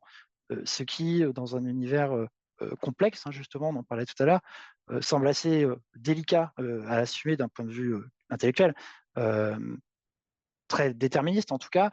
Les approches orientées changement, elles, en fond, on va dire, le sous-bassement presque philosophique de celle-ci, c'est de dire que on contribue au changement plus qu'on ne le fait advenir tout seul. Et que du coup, il s'agit aussi beaucoup de penser le contexte en permanence, les actions des autres acteurs et actrices, et on va être beaucoup plus sur une idée de changement progressif que sur une idée d'objectif totalement engendré et par notre propre action. Je ne sais pas si vous m'avez suivi là-dessus, on pourra en reparler aussi lors de la discussion. En tout cas, donc pour finir sur cette dimension, les origines, les approches orientées changement, je ne sais pas combien de temps il me reste, Philippe, parce que j'ai plein de trucs à dire, mais... Tu as démarré à 11h06, donc jusqu'à Ok. 26, il te reste 7 minutes. Exactement. Super, parfait, alors je vais très bien pouvoir les remplir. Donc du coup, quand on formalise les AOC, nous, en fait, je veux le faire entendre, on ne part pas non plus d'une page blanche. Elles sont formalisées sous ce nom-là par le F3E. Du coup, je vous le disais, je pense que le nom apparaît vers 2015-2016, mais elles s'inscrivent dans la lignée de plein d'autres approches, les approches du développement local, les approches participatives. Elles s'inscrivent plutôt aussi, ça je vous ai mis des liens si vous voulez aller explorer plus loin, dans tout un cadre méthodologique préexistant, principalement développé dans un univers anglo-saxon, dans le champ de l'évaluation, évaluation des politiques publiques, mais aussi du coup évaluation de l'action de solidarité internationale, donc la théorie du changement, la cartographie des incidences, la technique du changement le plus significatif, la récolte des effets. Vous aurez des références si vous souhaitez aller plus loin, mais c'est pour dire du coup qu'on part de zéro. Donc, du coup, ces approches orientées changement, pour résumer, vous avez compris, elles prennent des formes distinctes selon les acteurs et actrices concernés, ceux qui les mettent en place. Par exemple, tout à l'heure, on parlait de visée ultime, moi je vous parle de vision, etc. Je pense qu'il ne faut pas s'attacher forcément à ces différences de vocable, mais bien comprendre quelles en sont les idées clés. Et là, je vous proposais une slide pour un petit peu revenir sur ces idées clés. Encore une fois, c'est une façon de formaliser les choses. Vous pouvez vous y retrouver plus ou moins. Mais en gros, ce qui fonde les approches orientées changement, c'est cette idée, en premier lieu, de redonner du sens. Elles invitent à s'ancrer dans le temps long, à dépasser une planification qui, en tout cas dans l'univers de la solidarité internationale, est plutôt une planification à 3 ans, on va dire. Je ne sais pas, pour les centres sociaux, ça doit être 4 ans, le projet social. Donc voilà, on amène à partir dans un pas de temps plus long, 5, 10, 15, on parlait tout à l'heure de 20 ans. Nous-mêmes, ça nous pose question pour faire écho au questionnement tout à l'heure qui était dans le chat. Hein. Oui, est-ce qu'on peut se projeter à aussi long terme dans un monde aussi incertain, etc. Bah, en tout cas, on n'a pas de réponse définitive, mais rien ne l'empêche. En tout cas, ça fait, alors qu'on sent peut-être asphyxier, ça fait aussi du bien de reprendre de l'air et de voir un peu plus loin. Et du coup, c'est quand même un de ces buts aux approches orientées de changement, de ne pas dire le vrai sur ce qui va advenir dans 10 ans, mais se redonner aussi un élan collectif pour aller vers ces 10 ans. Voilà. Donc, c'est vraiment le cœur de ces approches orientées changement, cette idée de redonner du sens, cette vision, cette visée, et l'idée d'avoir de qu'est-ce qu'on voudrait à obtenir, plutôt que quels sont les problèmes auxquels on devrait faire face. Le deuxième point clé, c'est penser acteurs et actrices. Alors, parce qu'à la fois les acteurs et actrices sont au cœur de la démarche, c'est-à-dire qu'ils sont partie prenante. Vous avez compris que ce sont des méthodes, des approches qui sont éminemment participatives, qui veulent faire en sorte qu'on se mette autour d'une table à plus nombreux que ce qu'on a l'habitude de faire. C'est pas une petite équipe projet qui va venir définir ce qu'on va faire, mais l'idée c'est de le faire collectivement, d'associer des acteurs auxquels on n'aurait pas avec lesquels on ne travaille pas habituellement, ou des habitants du territoire. Quand je dis acteur-actrice, il faut comprendre que je peux parler là à la fois d'organisation, de personnes également. Voilà, c'est un vocable un peu générique, mais voilà. Et il s'agit surtout, en pensant acteur-actrice, pas seulement de faire en sorte que les gens viennent et contribuent, il s'agit aussi qu'ils se comprennent mieux, qu'ils s'entendent, qu'ils explicitent leur positionnement respectif, qu'ils explicitent la façon dont ils considèrent les choses. Quand je vous parlais d'analyser le contexte collectivement, ça peut être aussi faire le constat de blocage, de perception qu'on a de tel ou autre acteur et en discuter. Et alors, c'est pas le monde des bisounours. Je veux dire, on peut pas le faire avec n'importe quel acteur, actrice, et on va pas forcément les mettre même autour de la table s'il y a des grandes conflictualités entre deux acteurs donnés d'un territoire. Mais le but, en tout cas, c'est de venir expliciter, de venir comprendre davantage, c'est de créer aussi, je vais y revenir dans ma dernière slide sur les grands enseignements, une capacité à faire ensemble, à avancer de concert. Et donc, on va dire que le processus en lui-même permet de mieux expliciter le positionnement des acteurs et actrices. Voilà. C'est faire différemment. J'en ai déjà parlé aussi brièvement. C'est ce qu'on pourrait appeler, désolé pour le gros mot, une approche holistique. C'est-à-dire que on va essayer d'appréhender. C'est des approches qui veulent appréhender un univers complexe et qui considèrent que on va pas pouvoir être dans une logique très, comme je le disais, déterministe tout à l'heure du cadre logique, où on considère qu'une action engendre tel effet, cet effet va permettre d'atteindre tel objectif. On est dans une posture qui est un peu différente, qui est celle de la contribution au changement, et donc peut-être une capacité à s'adapter à des phénomènes complexes, notamment des phénomènes sociaux. On pourrait parler de phénomènes aussi écologiques et de l'interrelation que tout ça peut entretenir. Mais donc une capacité aussi à mesurer des changements non matériels ou des changements inattendus, parce qu'on n'en a pas trop parlé, mais au-delà des changements qui sont marqués dans les chemins de changement, les approches orientées changement visent aussi, en laissant plus la parole aux acteurs, en étant dans une collecte plus libre de l'information, à savoir ce qui change et qu'on n'attendait pas. C'est-à-dire que le cadre logique, vous avez des indicateurs qui viennent mesurer l'atteinte de vos résultats, éventuellement les effets de vos actions, mais du coup, vous allez voir que ce que vous cherchez. Le but des approches orientées changement, c'est aussi d'être dans une posture plus ouverte sur les changements. Et puis, dernier point, réévaluer sa posture. C'est cette dimension je pense qu'il s'est bien exprimé aussi dans les témoignages, d'un pas de côté, on remet un petit peu les acteurs et actrices au cœur. C'est pas seulement un ensemble d'outils et de méthodes, c'est aussi une forme de savoir-être ou de façon de faire qui s'affirme dans les approches orientées changement, qui peut faire penser à des choses qu'on connaît, notamment en termes d'éducation populaire, etc., et qui va viser en fait à créer de la mobilisation par le sens et du coup à remettre aussi un certain nombre d'acteurs et d'actrices au cœur, ou en tout cas plus au centre que dans une approche plus techniciste comme celle de projet. C'est un peu ce que disait Florence d'ailleurs tout à l'heure avec ce côté vocabulaire professionnel versus une dimension plus simple, plus accessible, etc. Et pour avancer vers la fin du coup, puisque là je crois que je vais finir par déborder, je vous avais fait une petite slide grands enseignements. Alors il va falloir simplement que je réussisse à la faire passer à l'écran, mais ce n'est qu'une question technique, théoriquement du moins.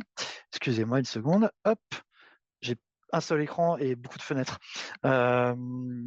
Ouais, quelques grands enseignements. Du coup, nous, ça fait 10 ans qu'on travaille sur les approches orientées changement, plutôt dans un cadre international, mais de plus en plus aussi, on se tourne vers l'univers national. Actuellement, justement, on parlait des centres sociaux, on accompagne. Enfin, on a fait une formation d'abord à plusieurs centres sociaux de la région Île-de-France et enfin fédération départementale des centres sociaux de la région Île-de-France. On accompagne les fédérations départementales des Yvelines, justement sur ces approches orientées changement et sur le renouvellement dont parlait Florence des projets sociaux des centres sociaux du département en question. Bon, bref, quelques grands enseignements, en tout cas tirés d'une expérience quand même plutôt marquée par un contexte international. Et ça a déjà été dit, qu'on peut se lancer en approche orientée changement à n'importe quel moment. C'est pour ça qu'on a proposé, par exemple, à une époque, on mettait les différentes étapes que je vous ai présentées tout à l'heure, les unes à la suite des autres, de façon linéaire. C'est pour ça maintenant qu'on a fait une présentation circulaire avec l'idée qu'on peut rentrer en AOC, soit parce qu'on veut commencer par définir une vision, soit parce qu'on a un enjeu d'analyse du contexte ou de suivi et évaluation, et du coup, on va s'emparer des outils de la perspective approche orientée changement pour ce faire. Donc vraiment, c'est cette idée que on peut le prendre un peu par tous les bouts, et c'est bien normal, puisque je vous l'ai dit, c'est avant tout une question de philosophie, ça fait un peu ronflant, mais j'espère que vous comprenez, vous entendez ce que je veux dire par là. AOC et cadre logique peuvent s'articuler, c'est-à-dire que j'ai passé une grande partie de ma présentation à vous parler des différences entre les deux, mais le but, c'est pas qu'on s'entende bien, notre but, c'est pas de dire que du passé faisons table rase, enfin en partie, mais le but, c'est de pas forcément annuler et remplacer le cadre logique. Le cadre logique, ou la gestion projet, ou la gestion axée sur les résultats, choisissez le vocable qui vous convient mieux, ont leur utilité. Ils ont une utilité de formalisation de l'action qui est tout à fait pertinente. Et puis, soyons réalistes, de toute façon, ne demandons pas l'impossible, en tout cas pas tout de suite, c'est que ça reste bien souvent un outil de contractualisation, notamment avec des bailleurs, etc., dont on ne peut faire fi. Donc du coup, l'idée, c'est bien que les deux peuvent s'articuler, se compléter, et qu'ils ont des vertus propres qui ne sont pas antithétiques ou exclusives. Je voulais déjà un petit peu esquisser, mon troisième point, c'était que le processus en approchant des changements fait sens en tant que tel au-delà de l'action considérée. C'est-à-dire que faire en AOC, c'est pas uniquement quelque chose qui va faire que votre action marchera mieux, c'est possible, mais en fait, c'est aussi quelque chose qui contribue à créer du faire ensemble, à créer de la confiance, à créer des habitudes de travail entre acteurs et actrices sur un territoire donné. Et de fait, il y a une forme de, je sais pas comment dire, d'externalité positive ou de vertu en soi et pour soi du processus approchant des changements en tant que tel. Mon quatrième, avant-dernier point parce que je crois que là, je suis en train de dépasser du coup, c'est que ça ne doit pas devenir une nouvelle orthodoxie. C'est pour ça que j'ai commencé par pointer les différences de vocables qu'il peut y avoir entre nous. Et c'est pas grave en fait. Ce qui compte, c'est pas ça. Il faudrait pas retomber dans un technicisme absolu, des approches orientées changement qui deviendraient là là. Donc c'est ni un dogme ni une orthodoxie. Voilà, il n'y a pas de verbe, etc. Il faut les adapter au contexte, les adapter aux acteurs et actrices concernés, les adapter au temps dont on dispose. Par exemple, tout à l'heure, Marion, elle disait, nous, on n'a pas trop mis des gens dans le suivi évaluation, etc. Moi, je pense que c'est possible. Je pense que ça peut être intéressant aussi de capter des changements chez les acteurs et actrices concernés, de leur demander qu'est-ce qui a changé, etc. Mais en fait, si on n'a pas le temps ou si ça fait pas sens, c'est pas grave, ça n'empêche pas qu'on a fait tout ce qui précède. Et attention à un truc, un dernier point, parce que j'y suis peut-être pas assez revenu, mais je voudrais bien le pointer, c'est qu'il ne faut pas non plus penser que faire des approches orientées changement, ça nous met dans une bulle magique qui nous préserve du reste des phénomènes sociaux.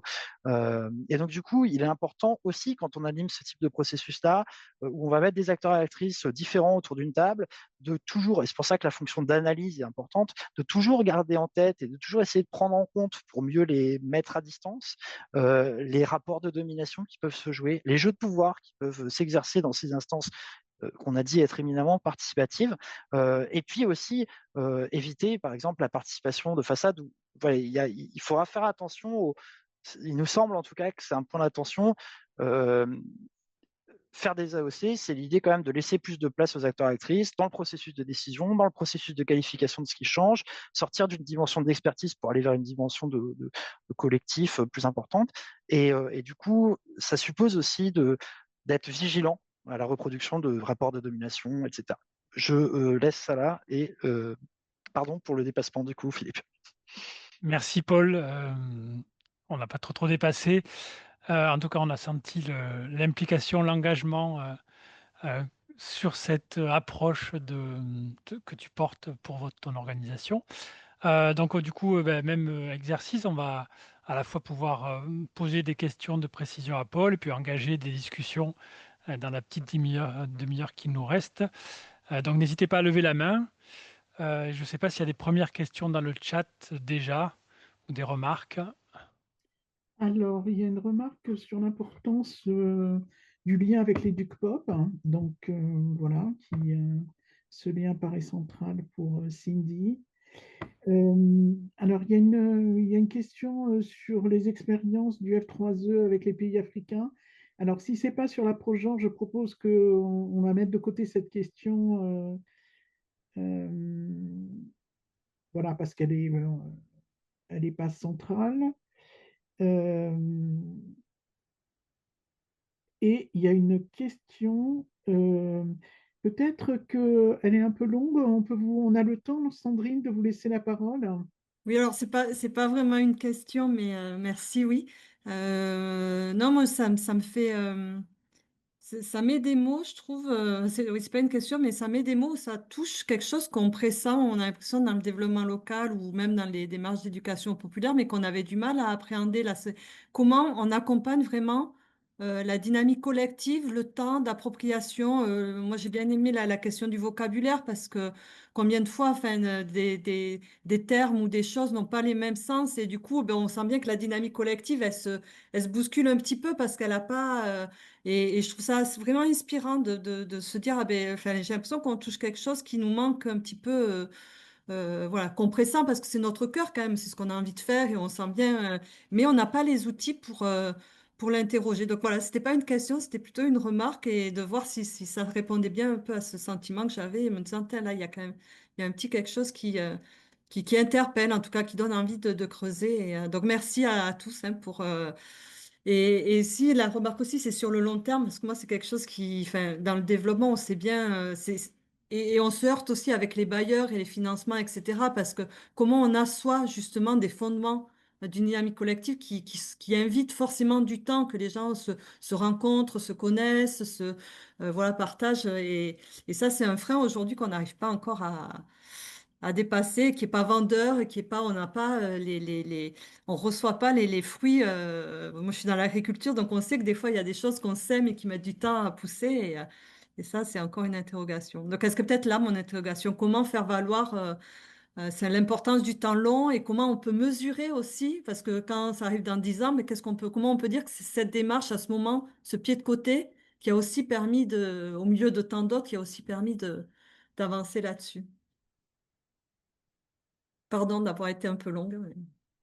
Merci Sandrine sur tes questionnements. On peut je ne sais pas si Paul, ça t'inspire Ouais, des ouais, bah, je remarques, veux bien déjà dire à Christian que je vous rediffuserai peut-être mes slides après, mais j'ai totalement oublié de vous présenter mes ressources, etc., vu que j'étais à la bourre. Mais du coup, il y a plusieurs fiches de capitalisation pour savoir ce qui a été fait dans les différentes expérimentations, notamment dans les pays d'Afrique de l'Ouest qui étaient mentionnés dans le chat. Sur la question du rapport aux bailleurs, etc., c'est une question complexe, hein, parce que surtout dans une période de vent contraire, notamment en matière budgétaire, c'est pas simple, hein. Il y a une fonction de plaidoyer qui manque probablement sur ces enjeux-là. Après, moi, je dirais que l'argument principal au niveau, enfin, pour répondre, pour moi, il y a un argument principal au niveau local, c'est cette dimension de créer, de contribuer à faire contribuer à créer de la capacité à faire ensemble, de l'interconnaissance entre les acteurs et actrices, qui est une forme de ressource territoriale qui est, je pense, intéressante au-delà même de la façon dont on va mobiliser ce faire ensemble. Ça, c'est la première chose. Et la deuxième chose, c'est oui, comment évaluer à 10 ans. En fait, l'idée, c'est bien quand même d'avoir une forme d'évaluation au fil de l'eau, ce que nous, dans notre domaine solidarité internationale, on appellerait du suivi-évaluation.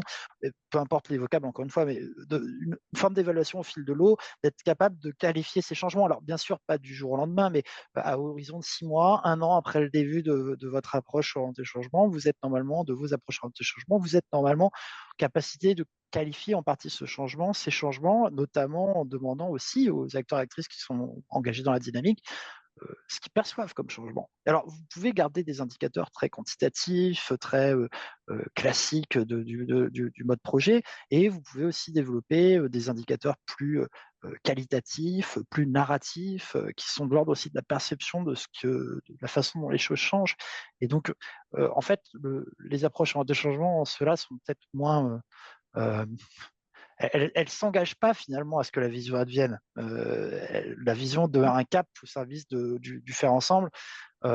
Et en cela, elles sont peut-être moins mensongères que les approches projets qui, dans un monde idéal, disent qu'on arrivera à tel point. Bon, bref, je digresse, excusez-moi. Je ne sais pas si j'ai bien répondu à votre question. Pardon, Sandrine. Merci. Il y a une demande de prise de parole. Laurent, côté politique de la ville. Ouais, bonjour. Merci pour vos présentations. C'est juste un petit témoignage. On accompagne un certain nombre de territoires donc dans le champ de la politique de la ville, donc des contrats de ville sur des approches orientées changement.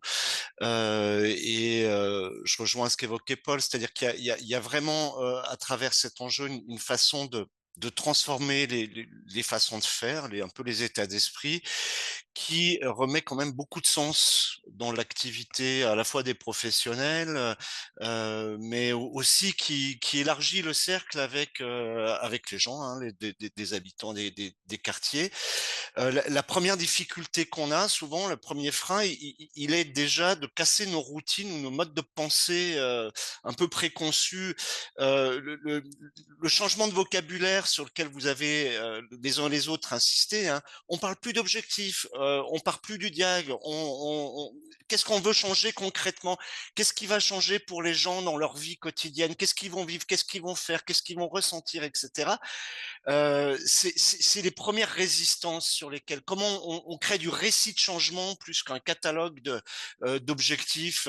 Nous, quand on fait de l'éval de contrat de ville, on a parfois plus de 150 objectifs. Autant vous dire qu'il n'y en a aucun qui est vraiment tenu. Ça veut rien dire cette affaire-là. Et donc, vraiment, je trouve que c'est intéressant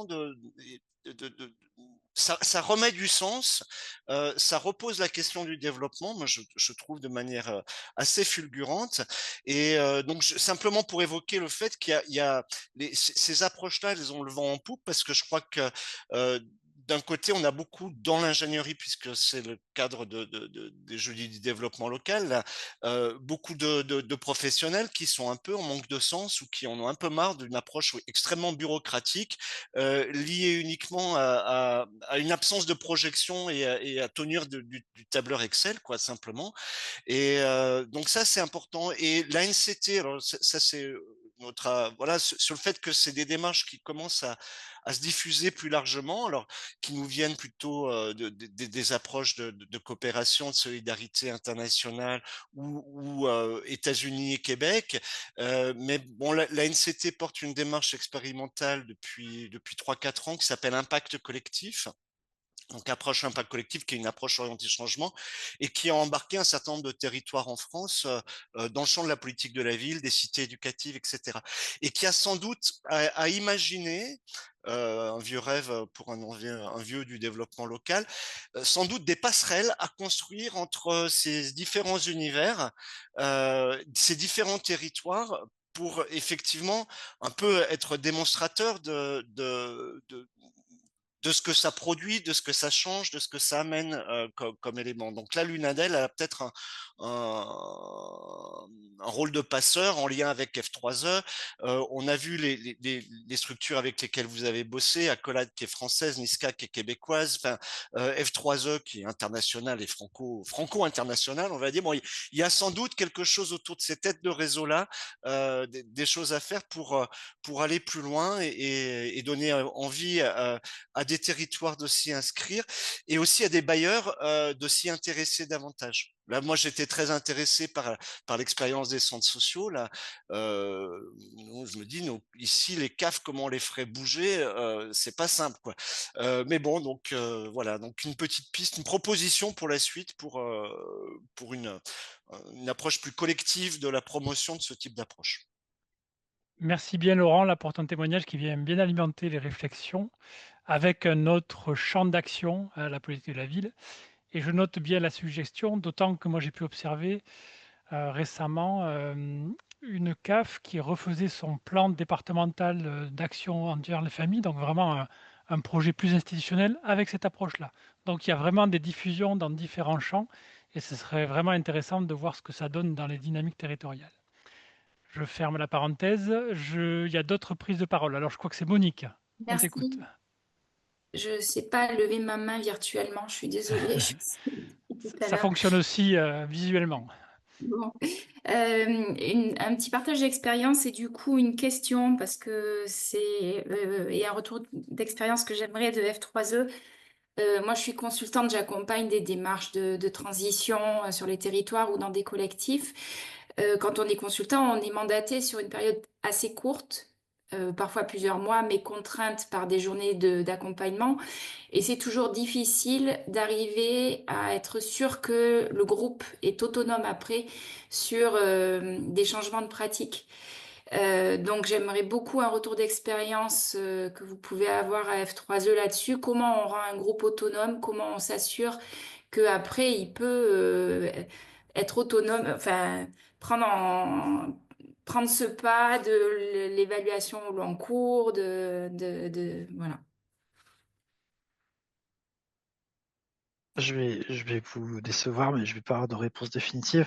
Je pense que vous suggérez déjà des éléments de réponse et qui sont tout à fait pertinents. C'est que en réalité, la pratique des approches orientées changement, je pense, aura d'autant plus de chances de s'ancrer qu'on aura une ou plusieurs personnes qui seront formées sur ces enjeux-là, qui seront en capacité, qui resteront au sein de la structure, parce que nous, en tout cas, dans notre champ professionnel, il y a un fort turnover aussi, ce qui aide pas à la persistance, on va dire, au maintien de la compétence au sein des organisations. C'est par hasard aussi que nous, on s'inscrive dans des expérimentations de 3 ans.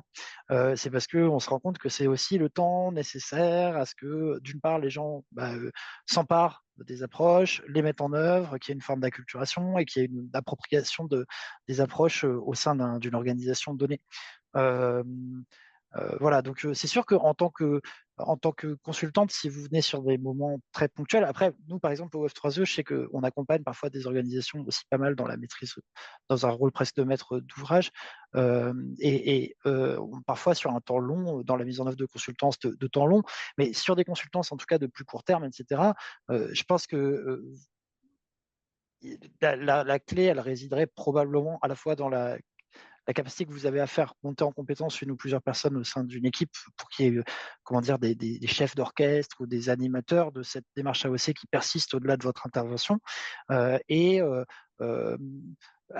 je pense qu'il faut aussi, c'est un peu ce qu'on se disait depuis tout à l'heure, savoir raison garder selon les moyens, le temps, la voilure dont on dispose, entre une option approche orientée changement hyper chronophage, où on va essayer de tout mettre en place, et simplement aller piocher des éléments. Par exemple, dans la présentation, je parlais de la technique du changement le plus significatif ou des éléments de méthode style outcome harvesting, etc., qui sont peut-être à aller creuser parce qu'ils sont peut-être plus adaptés à une intervention ponctuelle par un tiers extérieur.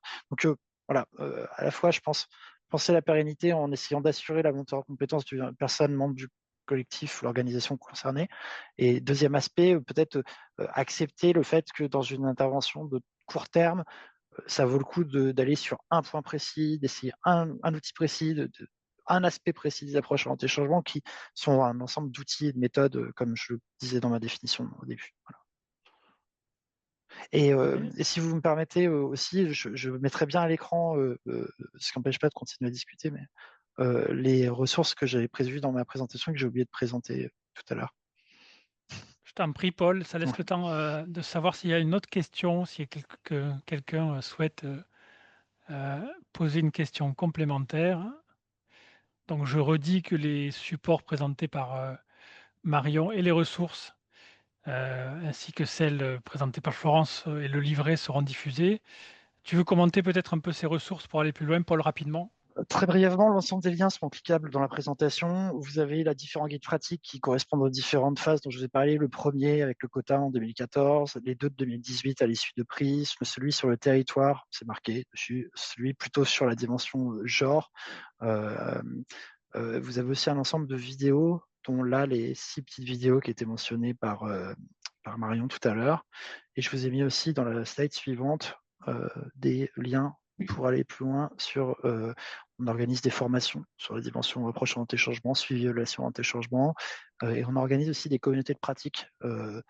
Souvent, ça suppose de s'inscrire, mais c'est pas réservé ni aux membres du F3E, enfin, c'est souvent 2 heures en ligne sur les approches orientées changement, et sur d'autres thématiques d'ailleurs, ça peut vous intéresser. Et voilà, je ne vais pas vous faire la publicité plus générale, c'était le dernier point, mais voilà, je vous laisserai aller regarder tout ça si vous souhaitez aller plus loin.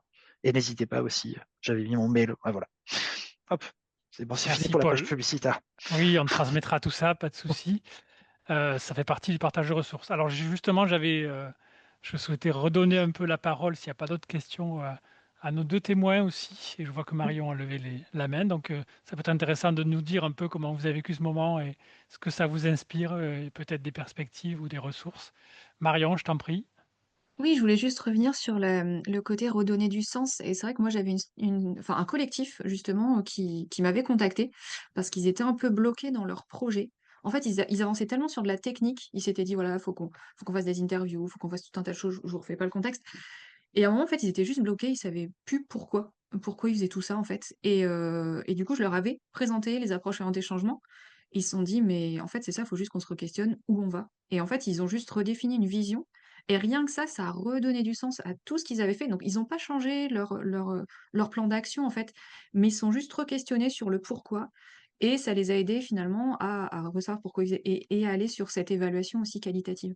Donc, c'est pour ça, quand on disait, en fait, peu importe où on en est dans le projet, au démarrage, au milieu, on est coincé. Peu importe par quoi on veut attaquer les approches orientées changement, en fait, le tout, c'est de faire un premier pas, de s'y lancer, même voilà, si on se dit c'est tout petit, plutôt que de se dire effectivement on va faire le truc hyper carré, comme moi j'avais pu le présenter à l'époque au territoire. Et rien que ça, en fait, moi je trouvais ça hyper. Enfin, c'est un peu de l'empouvoirment, ce qu'on disait, ça permet de rentrer dans le changement et de se dire en fait on peut y aller. Et comme l'évaluation, moi j'ai bien vu là, le territoire avec lequel je travaille sur plutôt la mobilité. Les personnes se disaient: «Mais d'où on est légitime pour, faire une évaluation qualitative. Et en fait, mais pourquoi vous n'êtes pas légitime? Enfin, d'où vous êtes plus légitime pour en faire une quantitative, sinon, enfin, en fait, de se mettre des freins comme ça, parce qu'on se dit on sait pas trop, et c'est pas grave, en fait. Enfin, on s'y lance en plus en collectif, donc on apprend des uns des autres. Et je trouve que c'est ça le plus important. Et moi, c'est vraiment derrière ce que j'ai ressenti en voyant des territoires, des structures se lancer dans les AOC. Donc, en fait, bah, juste lancez-vous, peu importe par quel bout, essayez, et vous verrez, ça se passera bien. Merci Marion. Donc on sait qu'il y a de la ressource en Normandie en tout cas. Je ne sais pas si Florence, voilà, tu voulais un peu réagir là, à cette séquence, en réaction à ce que tu avais dit, les questions qui ont été posées, etc. Je voulais rebondir aussi sur redonner du sens et participation de façade. En fait, dans redonner du sens, les centres sociaux travaillent aussi au développement du pouvoir d'agir. Et donc là, redonner du sens et la participation, quand on est en groupe, enfin en collectif, là, chaque personne est acteur en fait. Et le développement du pouvoir d'agir, en fait, c'est ces différentes approches où moi je vois bien les structures, elles s'en saisissent dans la globalité. Elles se disent pas là je vais faire uniquement de l'approche AOC, là du DPA. Enfin, c'est évoqué aussi par la personne dans le cadre du quartier politique de la ville. C'est vraiment une posture professionnelle et ça redonne du sens. Et moi je trouve que ça replace au centre les premiers concernés, enfin les personnes, les acteurs du territoire, tant les habitants, mais aussi les partenaires, parce que parfois il doit s'engager un peu plus. Donc voilà, donc redonner du sens et rendre acteur avec le développement du pouvoir d'agir. Et puis, petite précision par rapport à la CAF, c'était une de nos visées aussi. C'est d'avoir la même approche commune et d'être formé au même moment. Parce que du coup, c'était un de nos défis, notamment CAF Côte d'Or et CAF 21, enfin CAF Côte d'Or et Fédé Côte d'Or, la Nièvre aussi, mais du coup, je peux moins parler pour eux. En tout cas, on en parle souvent et dans la manière dont on accompagne les centres sociaux, elle s'appuie maintenant sur cette approche orientée changement et on y va pas à pas de là où on est à la structure. Parce que du coup, vous l'avez dit, on peut rentrer à n'importe quel moment. Donc surtout, c'est pas de mettre en difficulté l'équipe, mais c'est si on la sent prête, si le gestionnaire est prêt, eh ben on y va tranquillement. Et moi, ce qui m'avait marqué au tout départ de la formation, du coup, Maya et Mathieu nous avaient dit, mais une fois qu'on rentre dans cette approche, on revient pas en arrière. C'est le papillon, il redevient jamais chrysalide. Et du coup, ça m'avait marqué. Voilà, effectivement, le monde peut changer, mais on voit bien que dans notre vocabulaire, enfin moi, je parle vraiment de moins en moins d'objectifs.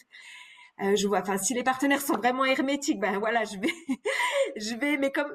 vais peut-être un petit peu utiliser, mais je vais tendre de plus en plus vers cette approche orientée changement. Qu'est-ce qu'on veut transformer? Qu'est-ce que ça va changer sur du long terme? Voilà ce que je voulais rajouter, mais redonner du sens et être acteur. Et donc là, on rejoint vraiment les démarches d'éducation populaire. Merci Florence. Je ne sais pas s'il y a encore une ou deux questions. On a encore 2-3 minutes. Oui, Sandrine. Oui, moi je m'interrogeais sur, mais peut-être vous l'avez dit, il y a eu un moment où j'ai dû m'échapper, mais est-ce que comment vous avez été formé en fait au départ à est-ce que vous avez été formé à ces approches? Comment vous avez pris, vous les connaissiez ou vous les avez, enfin voilà. Est-ce qu'il y a un petit bagage initial qui vous a permis ou qui était nécessaire pour entrer dedans? Alors non, on n'était pas du tout formés. En fait, le vocable qui nous a réunis au démarrage, c'était mesure de l'impact collectif. Et là, donc ça faisait partie de la COG de la CNAF. Et là, on s'est dit, au niveau local, on s'est dit, oh là là, comment on va s'emparer de ça? Comment on va pouvoir rentrer dans cette mesure d'impact collectif? Et du coup, ben, c'est parti en échangeant, moi, avec mes collègues de la Fédé de la Nièvre, mes collègues de la CAF avec leurs homologues dans la Nièvre, et on s'est dit, ben, pourquoi ne pas se former ensemble? Mais on est parti de zéro, en fait. Le bagage commun, c'était la méthode de projet qu'on avait, mais on est parti de rien, si ce n'est l'envie de se former ensemble. Donc vous vous êtes formé enfin, pour engager quand même la démarche. Ah oui, oui, oui, oui, oui, oui. Et là, du coup, qui est-ce qui vous formait? Enfin, c'était CF3E, Non, enfin, comment vous avez... c'était Accolade et puis Niska. Oui, d'accord, Ouais, les les deux deux. scopes, ouais. Merci. Marion, je crois qu'en partie tu Oui. l'avais dit, mais si tu veux en dire deux mots.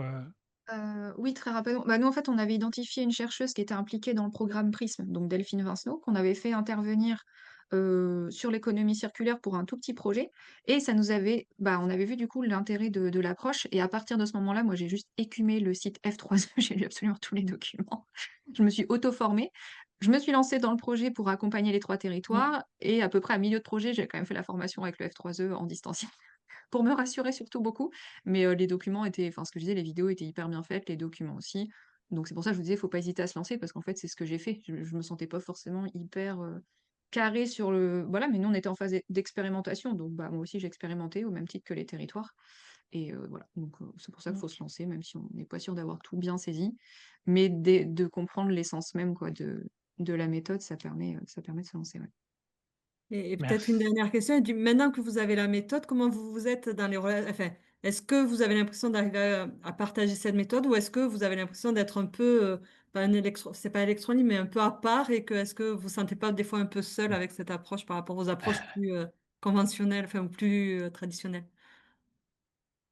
Bah, l'idée justement, c'est de les s'aimer au maximum. Oui, au début, j'étais un petit peu seule, même dans ma structure, puis à force de leur en parler, de les bassiner avec les approches anti-changement, ils s'y sont intéressés et eux-mêmes en ont vu l'intérêt. Et puis on a édité ce petit livret aussi qu'on a diffusé, nous, à tous nos membres. Donc ça en fait beaucoup. J'ai pas le chiffre parce que je retiens pas très bien les chiffres, mais à plus de 300 personnes, on a envoyé ce petit livret. Donc je pense que voilà, à force, mine de rien, ça fait un peu boule de neige et on emmène tout le monde avec nous. Merci. Pardon. Merci à Myrion. Et puis Laurent rajoutait dans le chat la dynamique de formation-action hein, dans l'expérimentation menée dans le cadre de la politique de la ville et des ressources à la fois au niveau de F3E, mais au niveau anglo-saxon, notamment au Québec, où il y a pas mal de choses. C'était une des 2 scopes venaient du Québec, donc il y a pas mal de choses à prendre de ce côté-là aussi. S'il n'y a pas d'autres remarques, questions, on va conclure. Je ne sais pas, Anne, si tu veux dire le mot de la fin. Oui, mais déjà remercier énormément d'Interréseau, nos 3 intervenants et les participants. Et vous signaler que le prochain jeudi aura lieu le 29 janvier 2026 et portera sur le thème de la démocratie alimentaire. Et ce sera à nouveau Philippe et moi qui nous y collerons. Voilà, donc on vous souhaite une très bonne journée. On a été ravis de partager ce temps avec vous et sur la découverte de ces démarches fort intéressantes. Merci à tous.